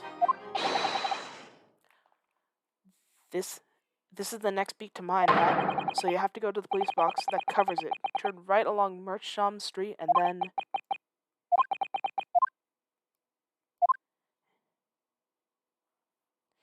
And that was it. He lied to her, just to protect their wedding anniversary. Which is honestly, that's an honorable thing to do, but also very irresponsible at the same time. I get it that you just want to spend time with your wife, and there's nothing wrong with that, but if a duty like this comes along, you gotta do it no matter what. But this is why I can't be mad at Officer Beatty. I just can't be mad at him. Oh, don't cry. I'm... Oh, sweetie. Oh, no. Oh, honey. He just wanted to spend time with his wife. And now he at least gets to have his wife, but now he's gonna be fired. He's gonna get fired for this. I just wanted just that one night to take my Patricia out for dinner. Oh, Rolly. Just that one night.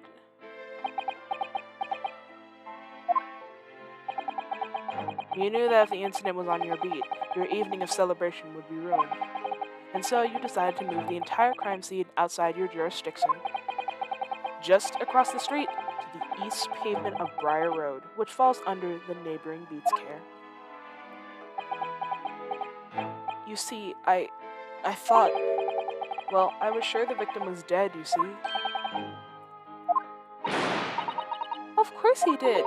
Otherwise, my Rolly would never have left a poor woman on the freezing cold pavement. Ah, I see your meaning. So he thought that she was dead, so he thought that he could just slug her body over and just lay it on the pavement, like, there you go.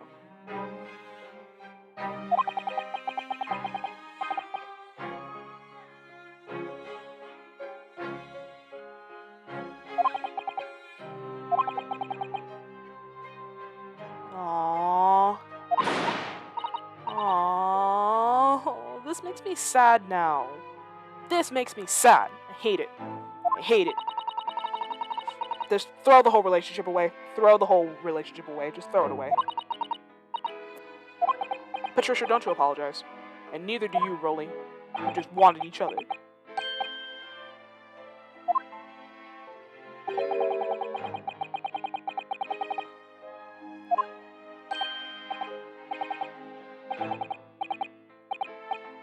So he moved all 4 books and arranged them the perfect way.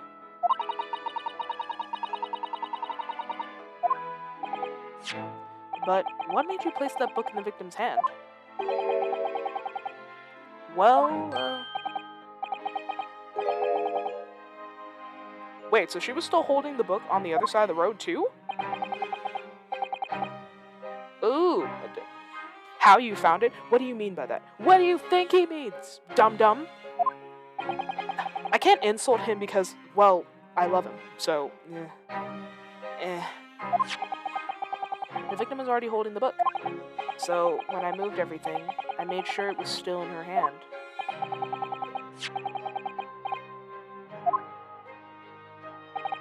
Oh yes, sir. No doubt about it, sir. Interesting. So it was still in her hand. Oh, well, I'm sorry. I'm sorry that you're bored, dude man. I don't really have any interesting commentary here. My apologies. I thought it was an open and shut case at the time, you see. There were only 2 people at the scene, and Pat and me both saw it happen. Well, guess what? That's not what happened.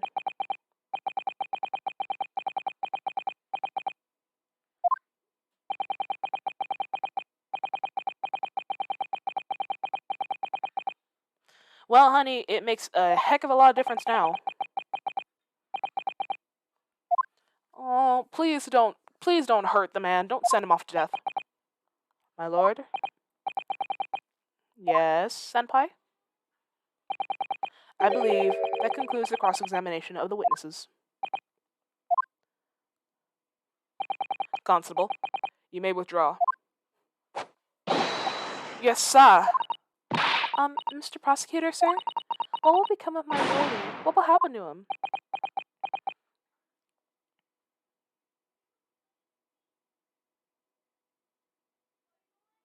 Oh, well, yeah, true. Unskippable cutscenes. If any game ever makes unskippable cutscenes, immediately throw the whole game away. Just throw the whole game away. Even though Mario Rabbids, you kind of just have to get creative with those ones.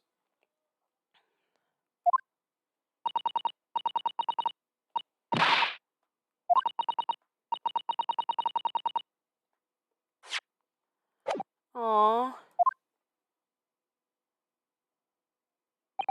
Leave it now, Pat. Let's go home. I'm tired. Aww.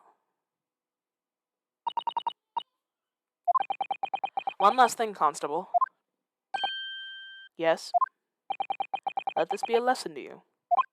In a criminal investigation, every detail matters, however insignificant it may seem to you. Yes, sir. Carve that lesson in your mind. And never again make the mistake of tampering with the scene of a crime.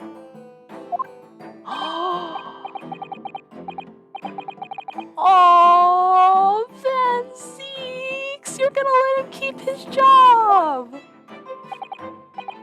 Leave. Now, the trial's not yet over. Aw, you're trying to be soft.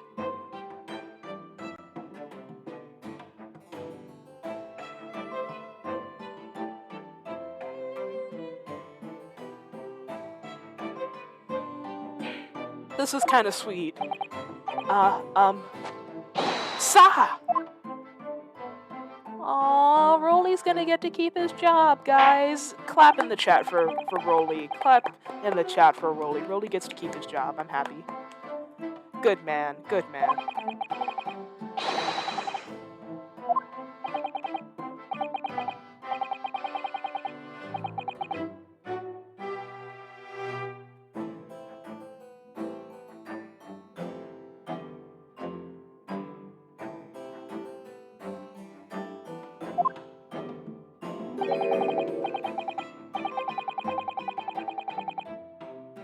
Objection!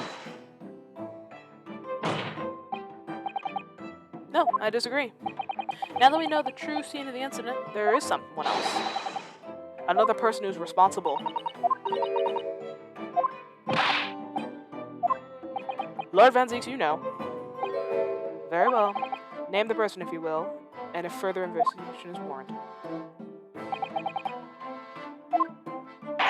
That man has like the most sassiest pose, but the other person who could have perpetrated the crime is Miss Garrideb. Take that! We gotta call her up.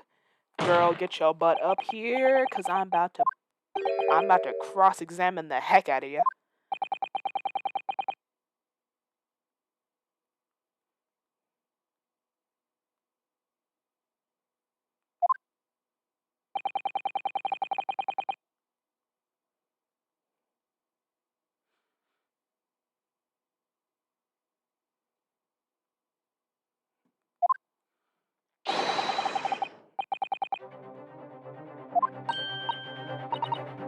Yep, you're done. Objection!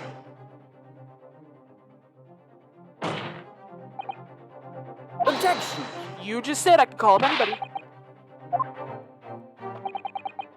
You just told me I could call up anybody I want to. So I'm going to say, a big screw you to you. the course of a minor house fire, the smoke, yada yada yada. The window was open. You threw a book. You threw a knife. Killed this woman. Well, not really killed her. She's alive. That's the one thing about this case that's different, is the fact that nobody actually got murdered. It's just assault. Assault!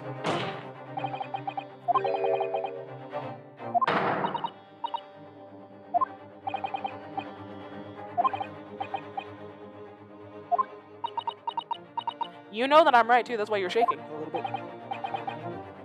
So let me ask you one more time. Do you know about this knife?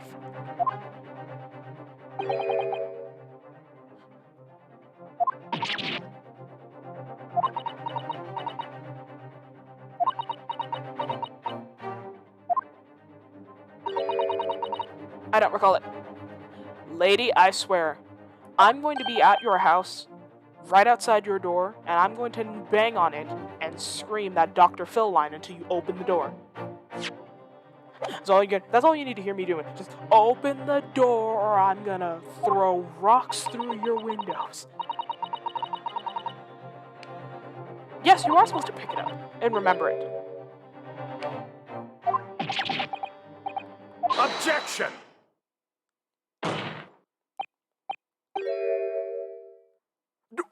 Oh, so now you're going back on your words, boy! Make no mistake, you jurors are not special in any way. You are not immune to the judicial process. Now, get your butt up here, and you better testify, girl, or so help me. Great, now put that thing back where it came from, or so help me.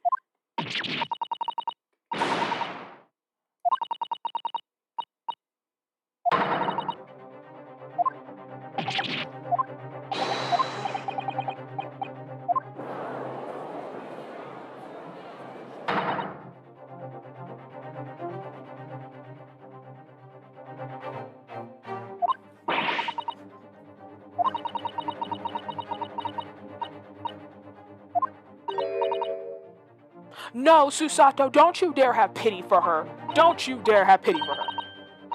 Evidence?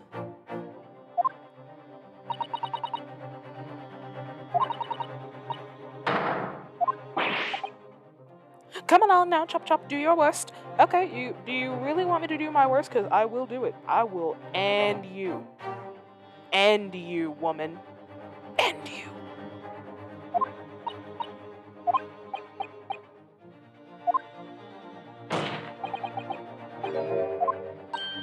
Yep, you gonna take this stand, girl. Take that stand. Or else I will smack you upside the face.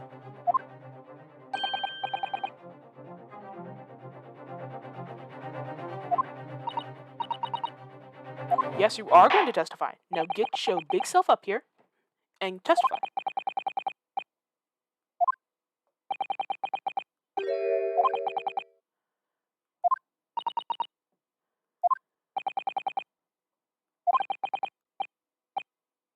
Yes, we are going to find the truth! Because isn't that what every Ace Attorney game is about? Finding the truth.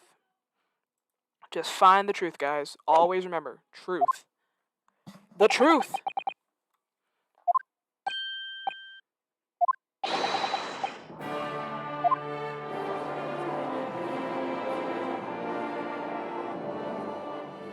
We're coming up across the final cross-examination.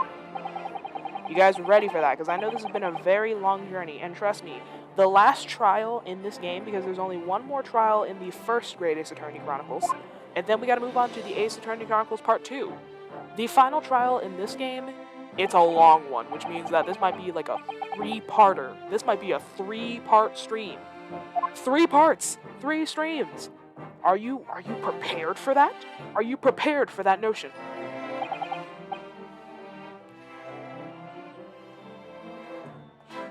Witness, state your name and occupation.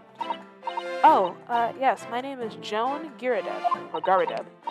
And I'm a juror, and such like.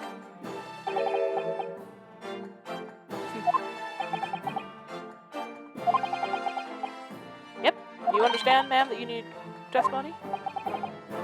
You'll tell the court everything. And I'm warning you, don't attempt to hide the truth, or else I will slam you. Chin up, Joni. Nothing to worry about now. Oh, her husband came! Oh, I didn't know you were here, John. This is Mr. Garadeb. Wasn't only you in the room that day, old thing, now was it? Rather, I thought I ought to testify as well, don't you? If you look at this man, he has the face of the moon, and her face is like the sun. The sun and moon, oh, they go together perfectly. But what about your knee, dear? Don't you worry about that. Hardly notice it. I'm not the sort of chap to leave a comrade to face disciplinary alone. Oh, John. Yep, you better love that man.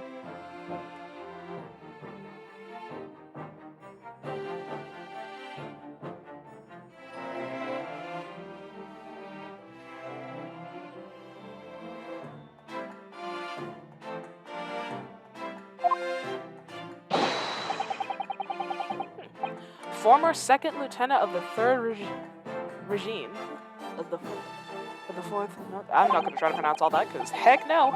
Reading, you can't do it. Seen my fair share of action, now living the quiet life, as it were.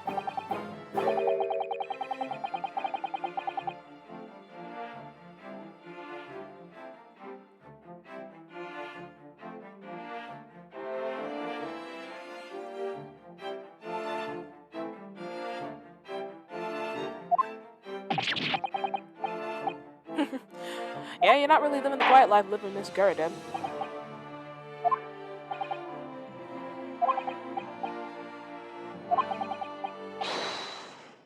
Tell us about what happened that day.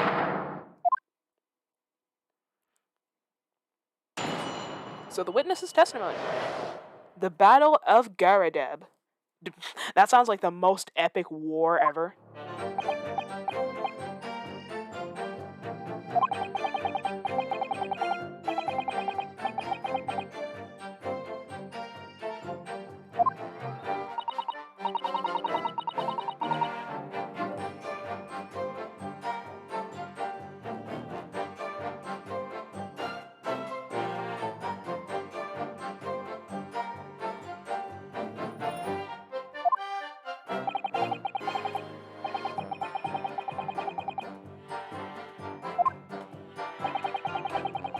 If that bally thing you actually was one of ours, you'll have a job proving it.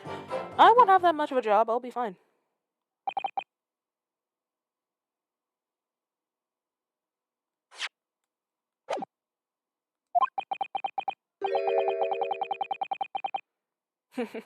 Yeah, I mean, an angry wife is kind of like the most amazing battle ever. Try and imagine that. You have a wife, she's angry because she thinks that you're cheating on her, and then you're trying to explain that you really aren't because you really genuinely aren't, but she just don't believe you because she don't trust people like that. Maybe she's had a really bad relationship all the other times that she's been with people, and then she's just trying to live a good, quiet life.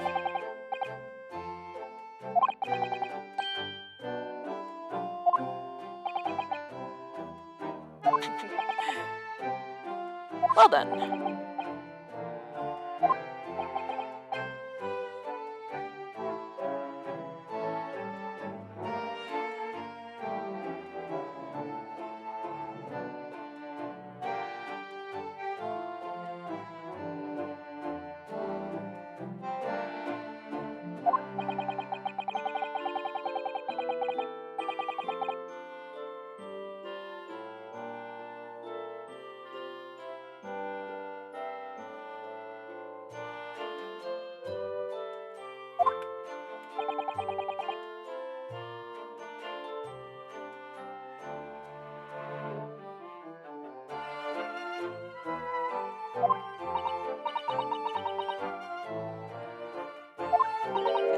We gotta uncover the truth here and now, people, so let's get to it. Enough talking. Shut up.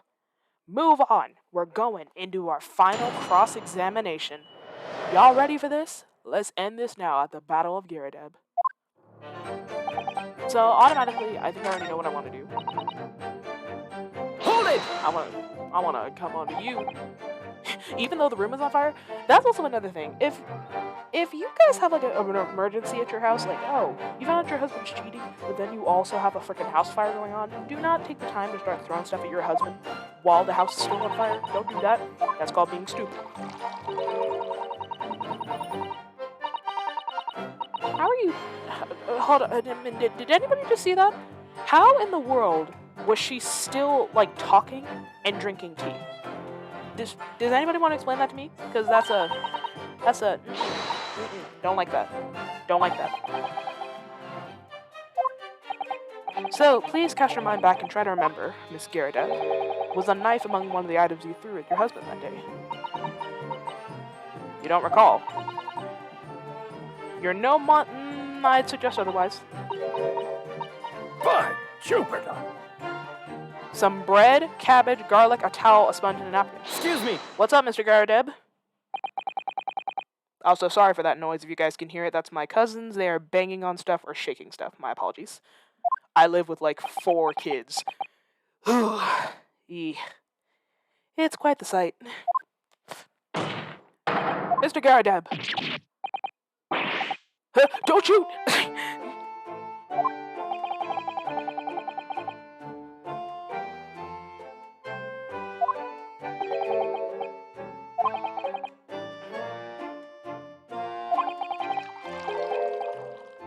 Books, bricks, a fire poker. Ooh, yikes. Ah! Good grief, woman, we're not at home now. This is a court of law. Oh, dear me. I'm so sorry, dear. Lady, you're still trying to kill your husband. What'd she even do with the teapot? She's had this teapot the entire time, and you're now questioning it?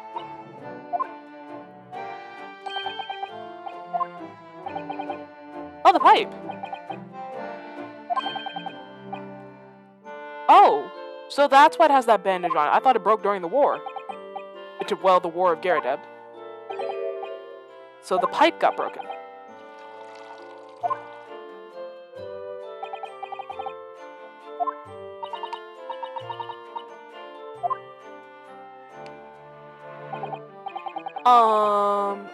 It's important. Objection!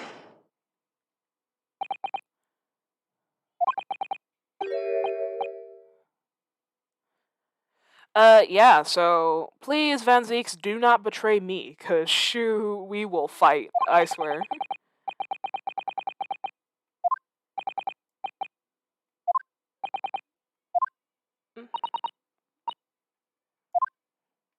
Can we examine your pipe?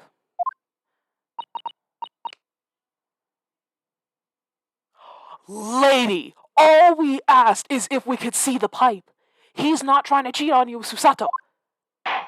As a matter of fact, how old is Mr. Garadeb? Because if he were trying to cheat on her with Susato, Mr. Garadeb is 46, Susato is only 16, lady. That is a good 30-year difference. Heck nah. No cases will be caught today. We ain't having that today. I'm not doing it. I am not doing it. But nope, you did not speak out of turn. Let's look at this pipe. So as we can see, there's a crack.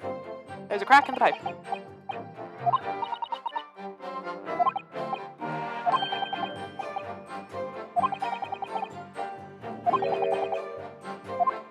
Yep, the scratch is clearly new. And if we look inside, what's this?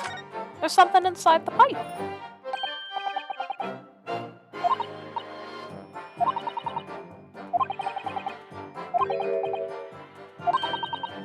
It's a tiny fragment of metal. Why is there metal in a pipe? A tip of a blade. A tip of a blade? A tip of a blade?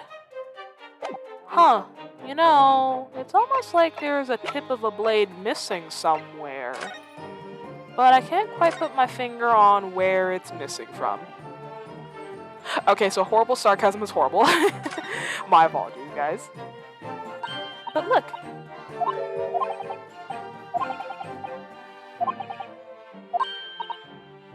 Yep, the other piece of pipe. And it's a perfect fit. Somehow we just knew it. Okay, well. We did it. We found out stuff. We did it, we did it, we did it.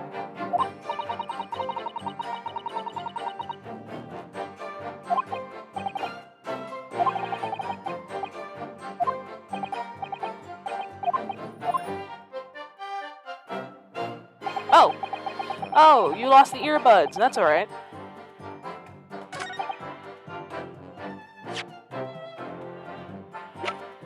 Objection!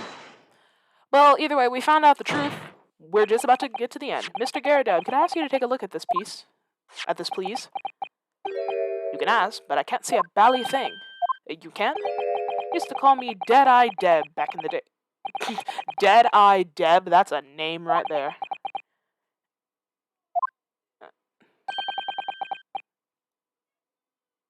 Oh, you have dyslexia. Same here, honestly. I have dyslexia.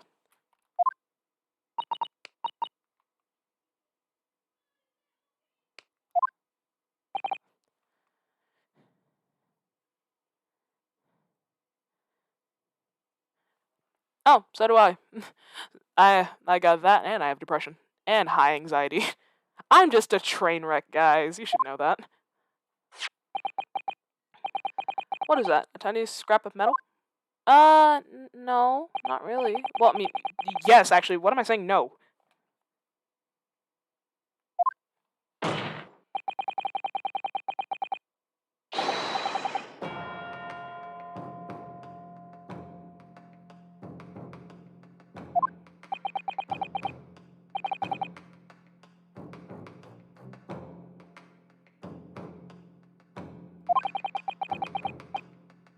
Where did the defense come by the evidence? Well, it was in the pipe.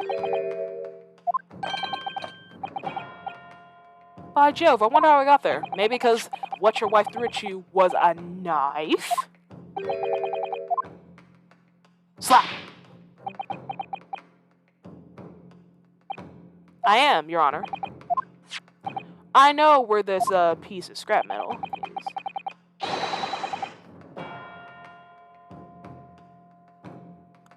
Oh, well, dude, man. Dang, we really are the exact same person. I'm normally super shy, that's why I never really used to do, streams and stuff.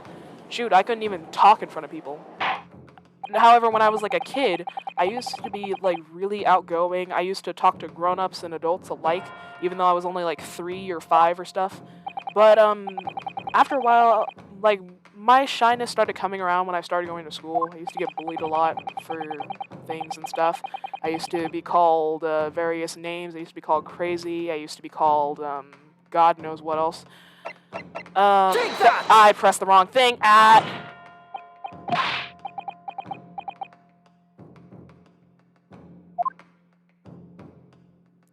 But in honesty, I just lots of stuff went on, and that's why I have like some severe depression. I can't really take being called like certain things, and it kind of hurts.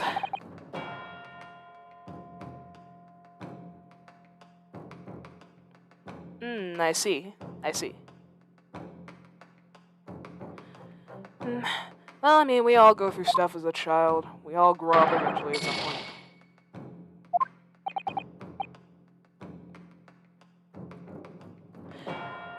But know this. This is gonna be a message from me to everybody else who's watching and stuff. Always love yourself, no matter what anybody else tells you, because people could say the meanest things to you, because trust me, I know, because I've been there. I've been insulted by kids, adults, other people. Lots of bad stuff has happened to me, but I've managed to stand up now on my own and move forward. Because in the end, all those people that doubted you and stuff, they're behind you for a reason. Like, all the kids that I went to school with and who used to bully me and stuff, some of them got pregnant, they didn't graduate, they got put in juvie. Me, on the other hand, even though I was very sad, I still ended up graduating, and now I'm actually going to be starting my own business. So, in the end, just remember, love yourself. Love yourself. Don't let anybody tell you that you can't be a certain way. Just be you. Don't worry about what other people are doing behind you, because in the end, they're going to be behind you for a reason. And they're going to be looking up at you one day saying, oh, I remember that kid. You remember them? They used to be so weird, but look at them now. And then they're going to come to you feeling sorry and stuff. And in that point, you just need to just either forgive them and let them move on, or just say, hey, and move on with your life. But in the end, just love yourself. Don't ever let people bully you. Don't ever let people do things to you. And do not let their words affect you. Because I was there at one point and it sucked. Trust me, I could not stop crying for like days on end. So just love yourself. Love yourself. Hashtag love yourself.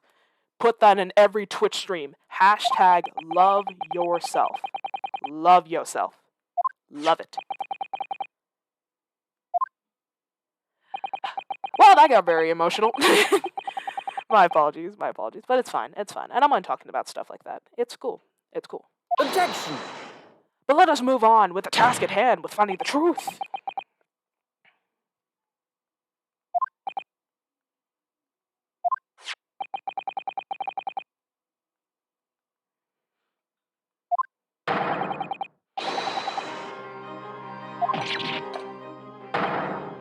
Oh, ooh! What? Hold on 1 second, that was kind of hot. Wait. Sir, the angle that you are standing in, that's kind of attractive. And that angle's kind of attractive too. Woo! See, this is another thing I do that people call me weird for. I end up flirting with anime characters, which I have no problem with. I will flirt till my heart's content. So, senpai!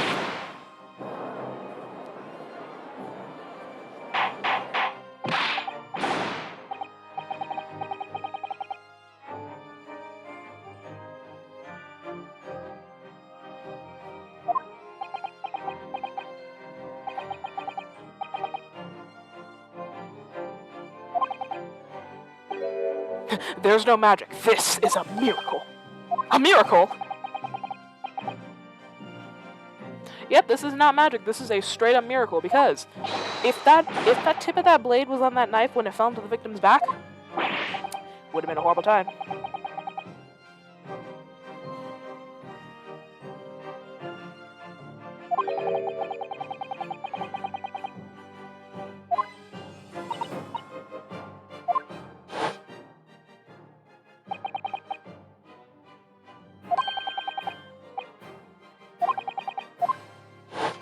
Yep, so there was the knife that she threw that went through his pipe and broke it. Oh, dearie me. Lady, you are jiggling like some jello. Love it.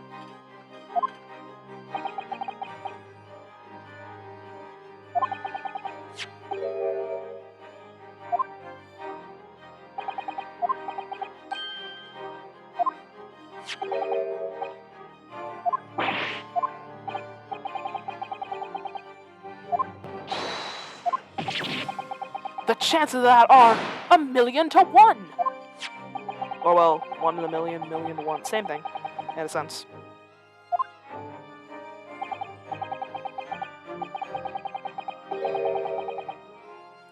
Yeah, I understand that, dude, man. I understand. Lots of people, they don't feel like there's any happiness out there, but love yourself, pray for other people. With all the stuff that's going on in the world, all you can really do is just pray, talk to people, go outside, say hello to someone, make their day, give them flowers, send them food, go see family, give them hugs. Oh, well, not really hugs because of the whole COVID thing, but oh my god, oh, sorry. Objection! But I got distracted by the fact that Mr. Garadeb has a burn mark in his pants. Oh, do we get it? I don't get my leg slam. Dang it, I wanted to see the leg slam. Anyways, moving on. Sorry about that, but as I was trying to say, just go out there and try to make somebody's day better. Even if they don't love themselves enough, you at least try to just be there. Even if you don't say anything to the person, at least be there to listen to them. Because that's normally what I have to do sometimes, is that I'm kind of like I'm kind of like your therapist in a sense. I'll listen to you and I'll talk to you if you want me to, but if you want me to just shut up and listen, I will full on listen to you. I'm a therapist. I am the Angel Rose therapist.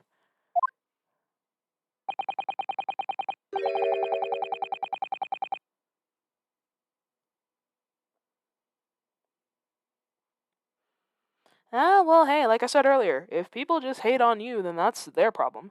They probably hate on you because they know that deep down within themselves, they aren't really that loved. That's how I had to look at it sometimes, is that the people that hate you the most don't have anything going on in their lives, and they feel like, because they feel like they're worthless, they're trying to bring you down with them. Which is honestly kind of a sad thing, and I kind of feel bad for some of my bullies. Shoot, I kind of feel bad for one of the teachers that bullied me when I was a kid. She was horrible, but I kind of feel bad for her because she probably lost her job afterwards. I did not see her after what she said to me.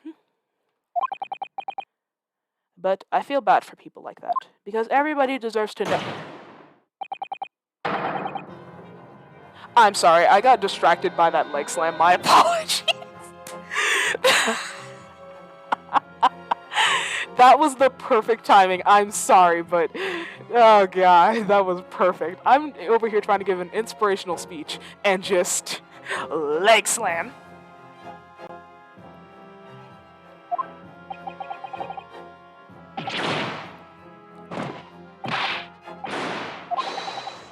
What's the inconsistency? Oh, right, true. Oh, right, it was in her back. What? Lady! Why are you slapping the man?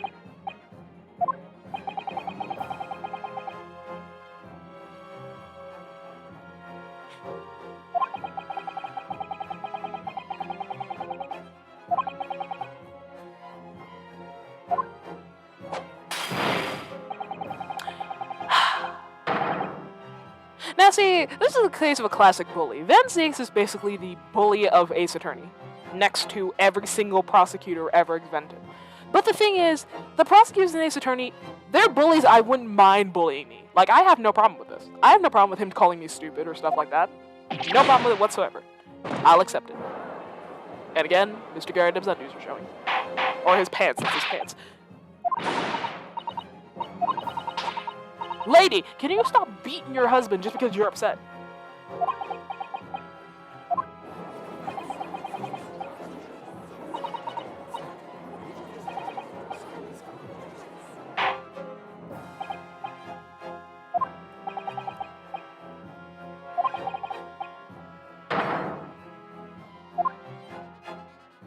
No, it's not. There's only one thing that can save me now. There's only one thing. One thing that can save me.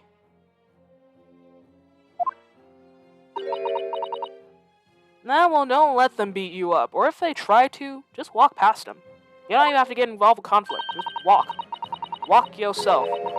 And show that you are the better person. See, in situations like that, you don't fight back.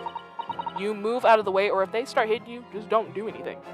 Just block, or better yet, just block your hits. Cover up your face, cover up your stomach, cover up wherever you can. But don't hit them back, because in the end, you're going to be the better person, and they will probably get in trouble for that. Something I had to learn from my parents. Don't ever get involved in fights, because they will only end in one of two ways. You getting your butt kicked, or you possibly going to jail for something. Just don't ever fight back. Don't fight back. Fighting back only leads to bad stuff. You just move on. Move on with stuff. Move on.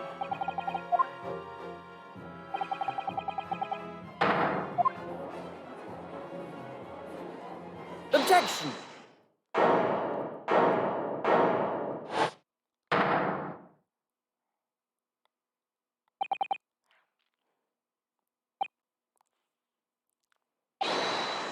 Oh yeah, Renosuke, let's do this! I'm not done yet.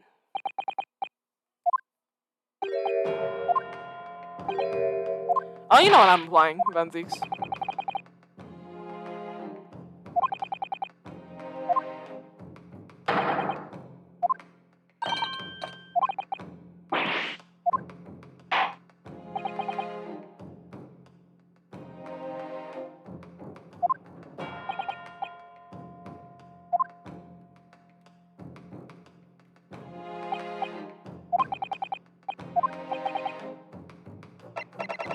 Well, the only thing that we have is the book. Take that! It's the book. Because in normal circumstances, if you're walking under something and a knife comes flying down, it would hit you in the head. However, it's the book. Since the book went out the window first, imagine this. Or, well, Renosuke's gonna explain it. The fact that the girl had it in her hands.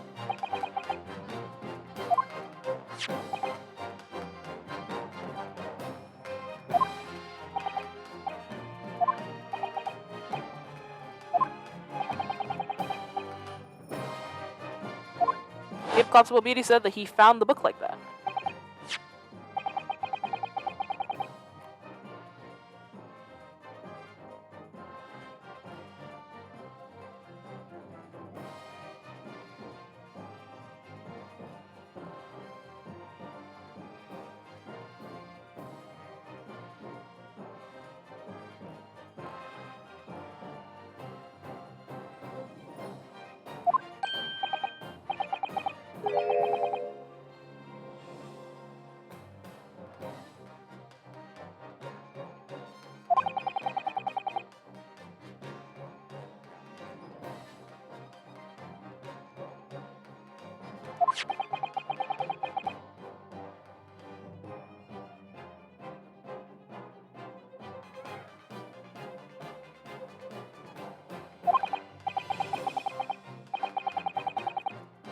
Oh, alright then, Dude Man. Nice talking to you.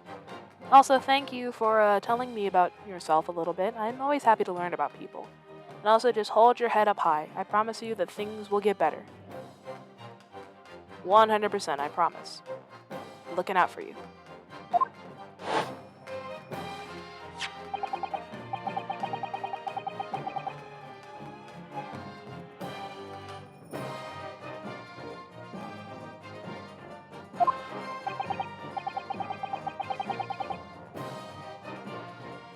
See ya. Have a good day.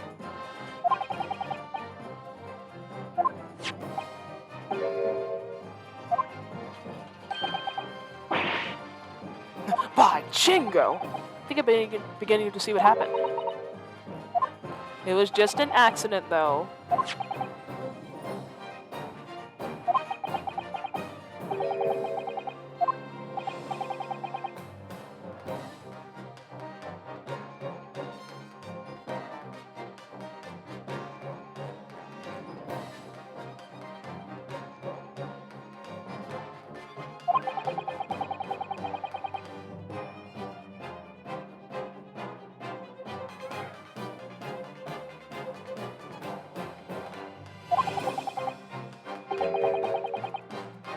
That book fell right in front of her.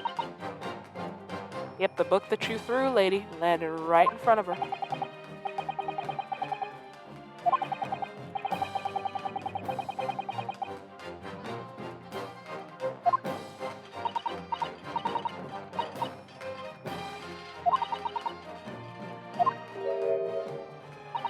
Yep, as she reached down to pick it up.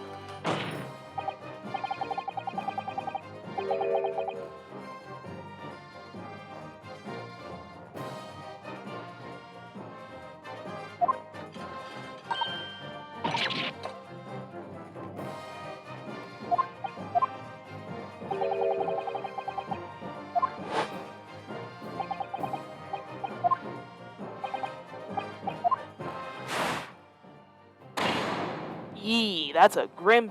Imagine that, though. You're bending down just to try to pick up a book, and all of a sudden a knife goes through your back. That would probably hurt. That would hurt. My back aches just thinking about that.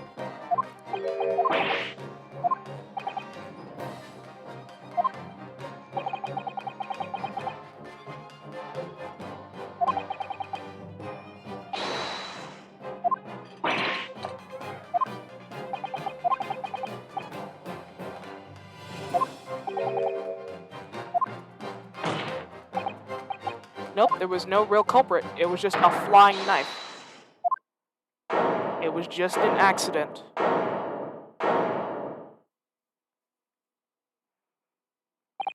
Well, Mr. and Mrs. Garadeb?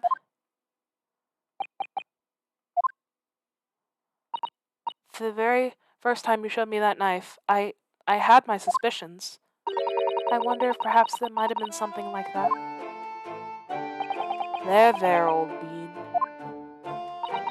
Poor Mrs. Garadeb.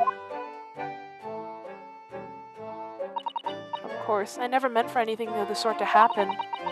It was all my fault, wasn't it? It's okay, Miss Garadeb, I understand. I take full responsibility. I let my anger get the better of me. I threw that book. And I threw that knife as well. John, dear? It's alright, I know. I'm ever so sorry. Truly. I'm sorry!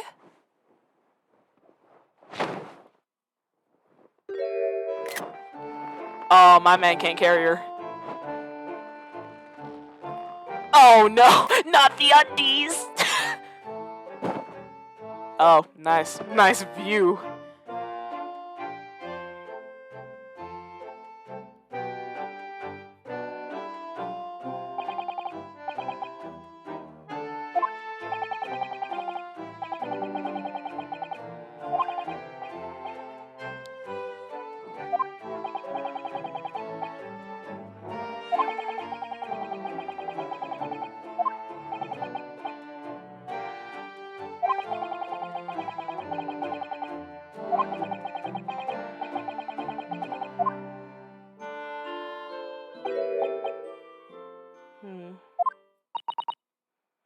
We did it! And Soseki-san can finally go home! My man can finally just go relax.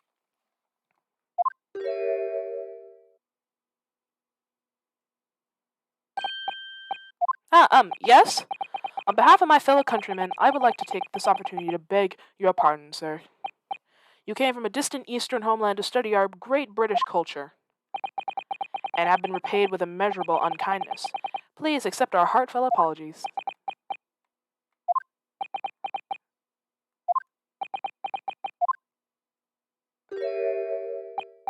No, it's me who should be begging your pardon. Oh no, Mr. Natsume. That evening, when that young woman just collapsed on the pavement before my eyes, I jumped to the wrong conclusion again in my confusion. What conclusion, sir? I was sure that the woman was dead.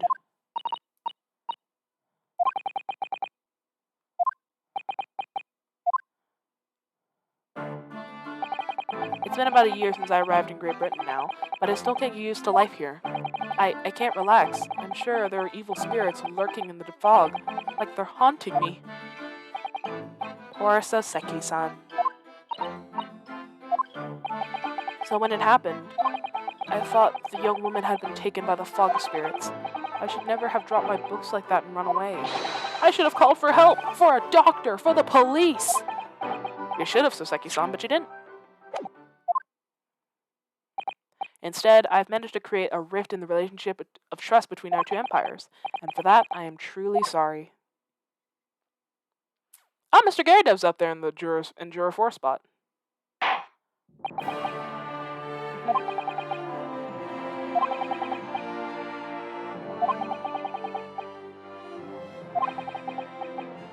Yep, thanks to me and Van Zeeks.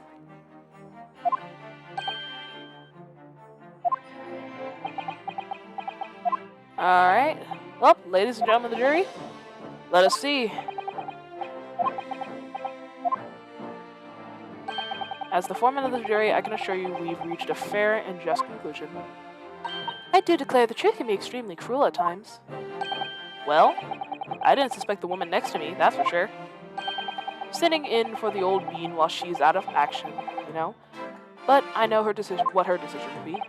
Does this mean I'll finally be able to get out of here and start work? Well, it's about time.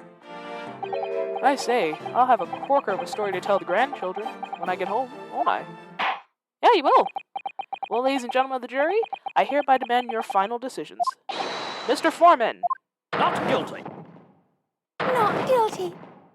Not guilty. Not guilty. Not guilty. Not guilty. Mr. Garadeb's voice is awesome.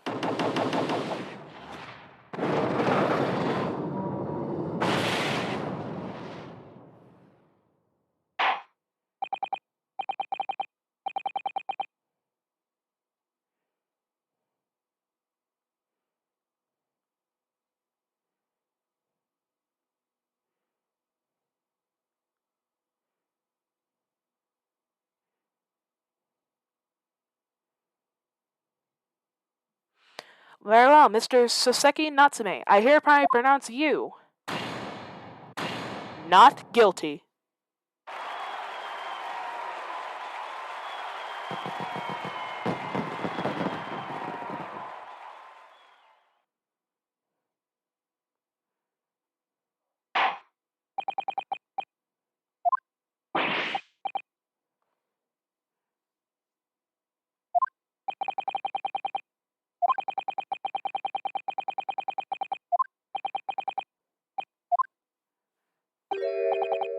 Oh, yes, sir, of course. On my life.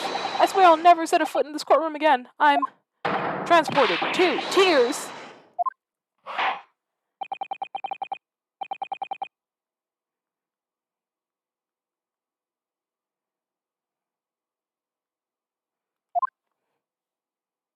Oh, court is over.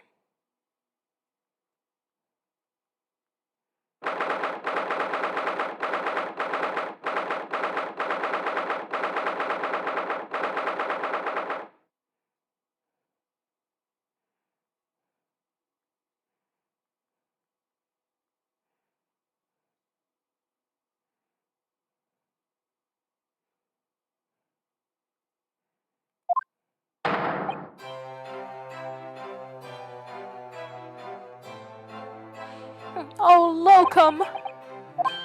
Wait, you mean me? Of course! Is there another locum here? I don't know what locum actually means. Or locum.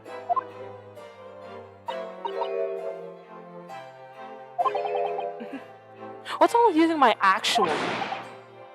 The last I'm free. Joyful, joyous, jubilant, jubilation! Heady, hearty, happiness, hurrah!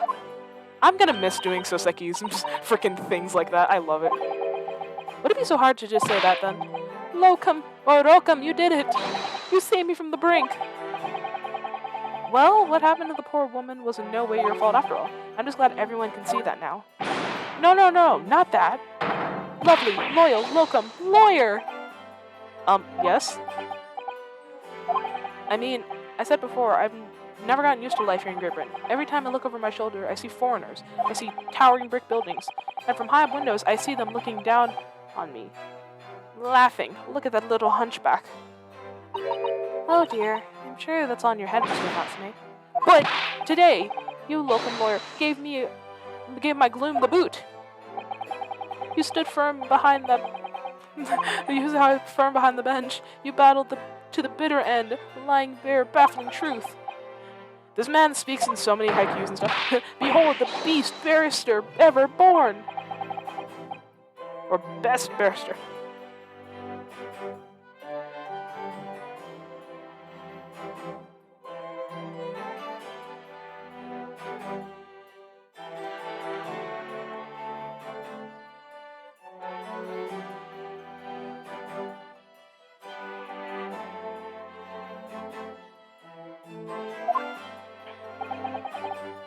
This is giving me a wonderful... I'm not even trying to pronounce stuff. Ah, there you are, my dear fellows. Sholmes, honey, where have you been? Ah, Mr. Sholmes, what a pleasure to see you. I see I'm here not a moment too soon. A disaster has been averted, I'm glad to say. Oh! The trial shall begin presently, Mr. Naruhodo, and I wish... Sholmes, honey, the trial ended yesterday, or well, a few days ago. Or well, an hour ago. Well, no! Then my haste was in vain? Yes, it was. The trial started, like, yesterday. Ah! It's you! Hairlock Sholmes! Oh, have we met, sir? This is Mr. Natsume, the man you had arrested, Mr. Sholmes. Ah, I see. I failed to recognize you at first. Our previous encounters have taken place in the gloom. Either your bleak lodgings or that prison cell. I simply couldn't place that curious face in the light. Charming, Sholmes. I mean, isn't he just, though? This is all your fault. Hairlock Sholmes. You're the reason I had to go through this terrible ordeal. I'm going to give you a piece of my mind. What are you going to do? Pose him to death? You gotta pose this man to death? My apologies, sir, but I assure you, I have placed you now. You're the fellow who abandoned that poor young lady and ran off, are you not? Had she been taken to the hospital more urgently, I feel perhaps she would have regained consciousness by now. Oh. Oh, somebody's playing Animal Crossing. But it was unavoidable, I'm sure. We are but human after all. Anyone would have been shaken by such an experience.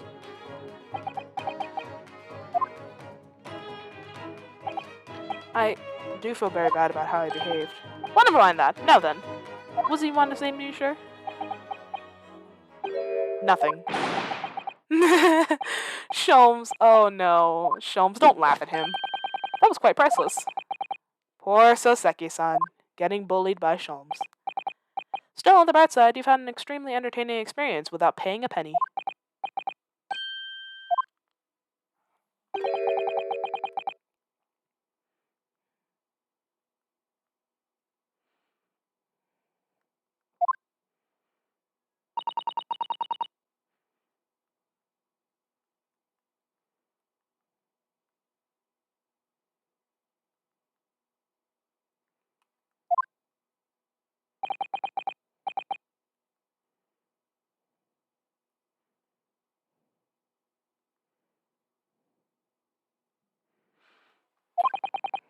You're still cursed?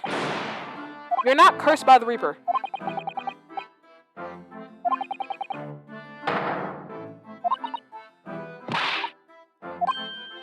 Mr. Natsume, I'm not gonna let Van Zeeks end up killing you. It's fine. What the? Susato. Help me. Help me. Help me. Please.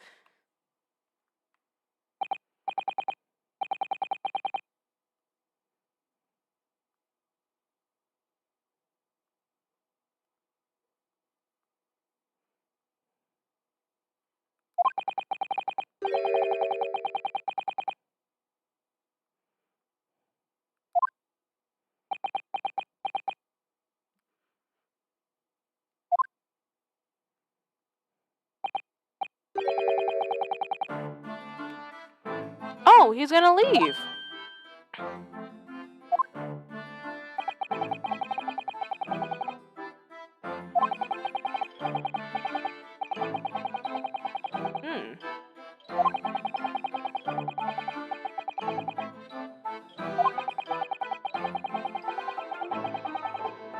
Yeah, tell the people of Japan about us. Don't cry, Susato, please.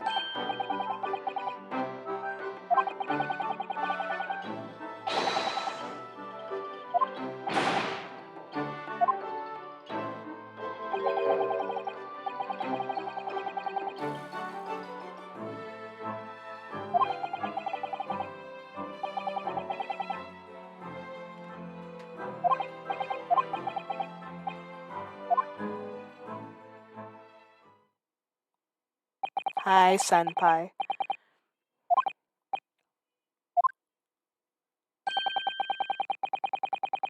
No, we're not going back to Japan. I got stuff to do here in Britain. I got stuff to do. Stuff to do.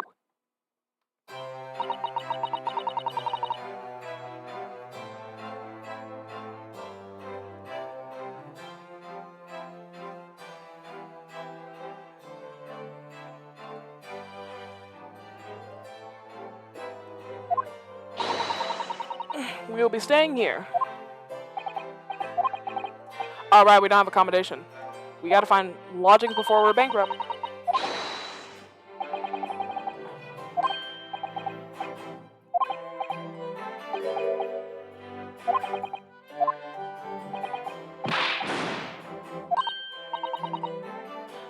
You know what? I'm not gonna take your lodgings.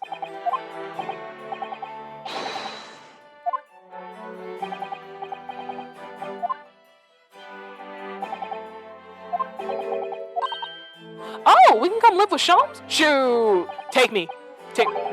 Where's my credit card so I can bang it on this table?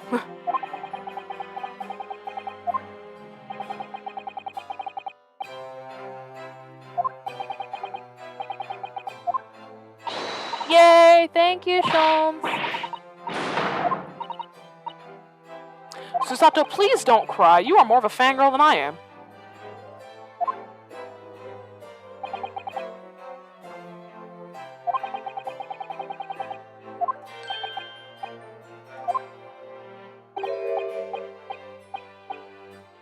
Aw, we're all gonna have a victory dinner. Aw, how sweet. Let's go! I also want to get Susato's kimono. That kimono is absolutely beautiful. Locum? I knew that you wouldn't let me down. I'm truly delighted to have met you here in London. Likewise, Mr. Natsume. It's been a privilege meeting you too. It's a shame we're gonna have to say goodbye so soon. Well, I've come to realize that I belong in Japan. But Locum, we'll meet again one day. Yes, I'm sure. And hopefully by then, I'll be a successful lawyer.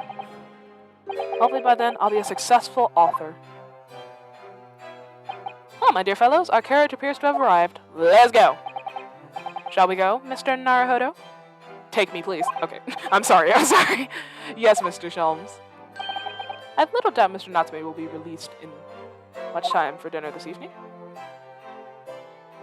And so, with Saseki-san's innocence successfully established, we rode with Mr. Shelms to what was to become our new home. 221B Baker Street.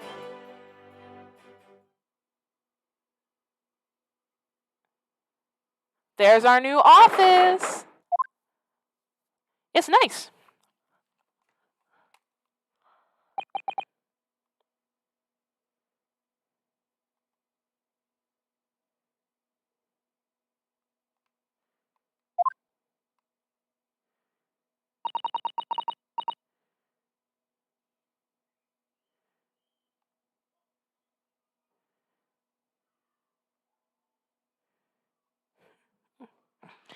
This is to be our new office. Our office? I rather like the sound of that. Me too. It's simply wonderful, isn't it? Our little office. I hope you could see this, Kazuma. It's only a small step, but I like to think we're getting a little closer to your dream now. So, my dear fellows, do you like the place? Sholmes without his detective uniform. Oh, my heart. My heart. I just had a heart attack. Kill me. My good God. Why is this man so perfect? Why? And Iris! We get to see Iris. I hope everyone's hungry. It's nearly time for dinner. We'll eat as soon as Mr. Natsume arrives. We have a lot to celebrate. Iris, you must let me help you. Alright then, Susie. You can be in charge of the salad. You're gonna make a salad, Susato.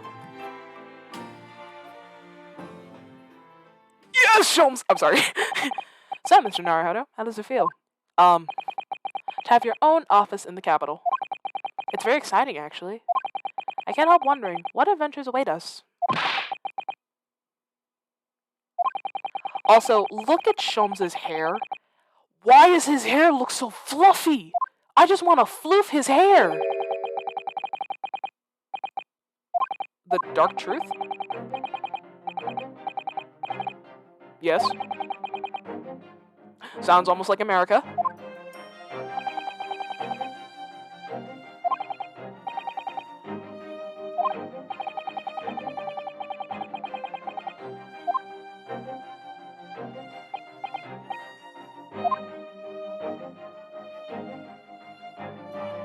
That hair looks so floofy. Welcome to London. Senpai. Of course, at the time, I had no idea the significance of those words Mr. Sholmes so casually spoke, but it wasn't long before my turn came to lift that facade and see the true depth of the murk that lay behind it, or beside it. And I believe, my friends, that is the final end of the clouded Kokoro. So, guys, we have finally ended that adventure. And I believe we start the next one, the adventures of the unspeakable story. Now, I'm going to forewarn you, we will not be doing this entire episode in one stream. This adventure is so long, my goodness, this would take I remember this entire area taking me at least 2 whole hours to do with me speed reading. And with me reading, talking, and trying to talk with you guys, it's going to take a while. But I hope y'all are excited because I'm excited. But this stream must end here. And this is one of my shortest streams ever, only 2 hours. Hey, but thank you guys for coming. I highly appreciate it. And please, make sure you have a good day. As I said before, this is a message I would like to relay to everybody. Love yourself. Don't let anybody tell you what you can't be and what you can be. Love yourself. Love yourself in your heart. No matter what you have going on, just love yourself, okay? Please promise me that, because I love people. Even though they may get on my nerves sometimes, I love people. But I believe that's enough of me talking and enough about me rambling on. My apologies. So please, have a good day, and I will see you guys in the next stream. Goodbye.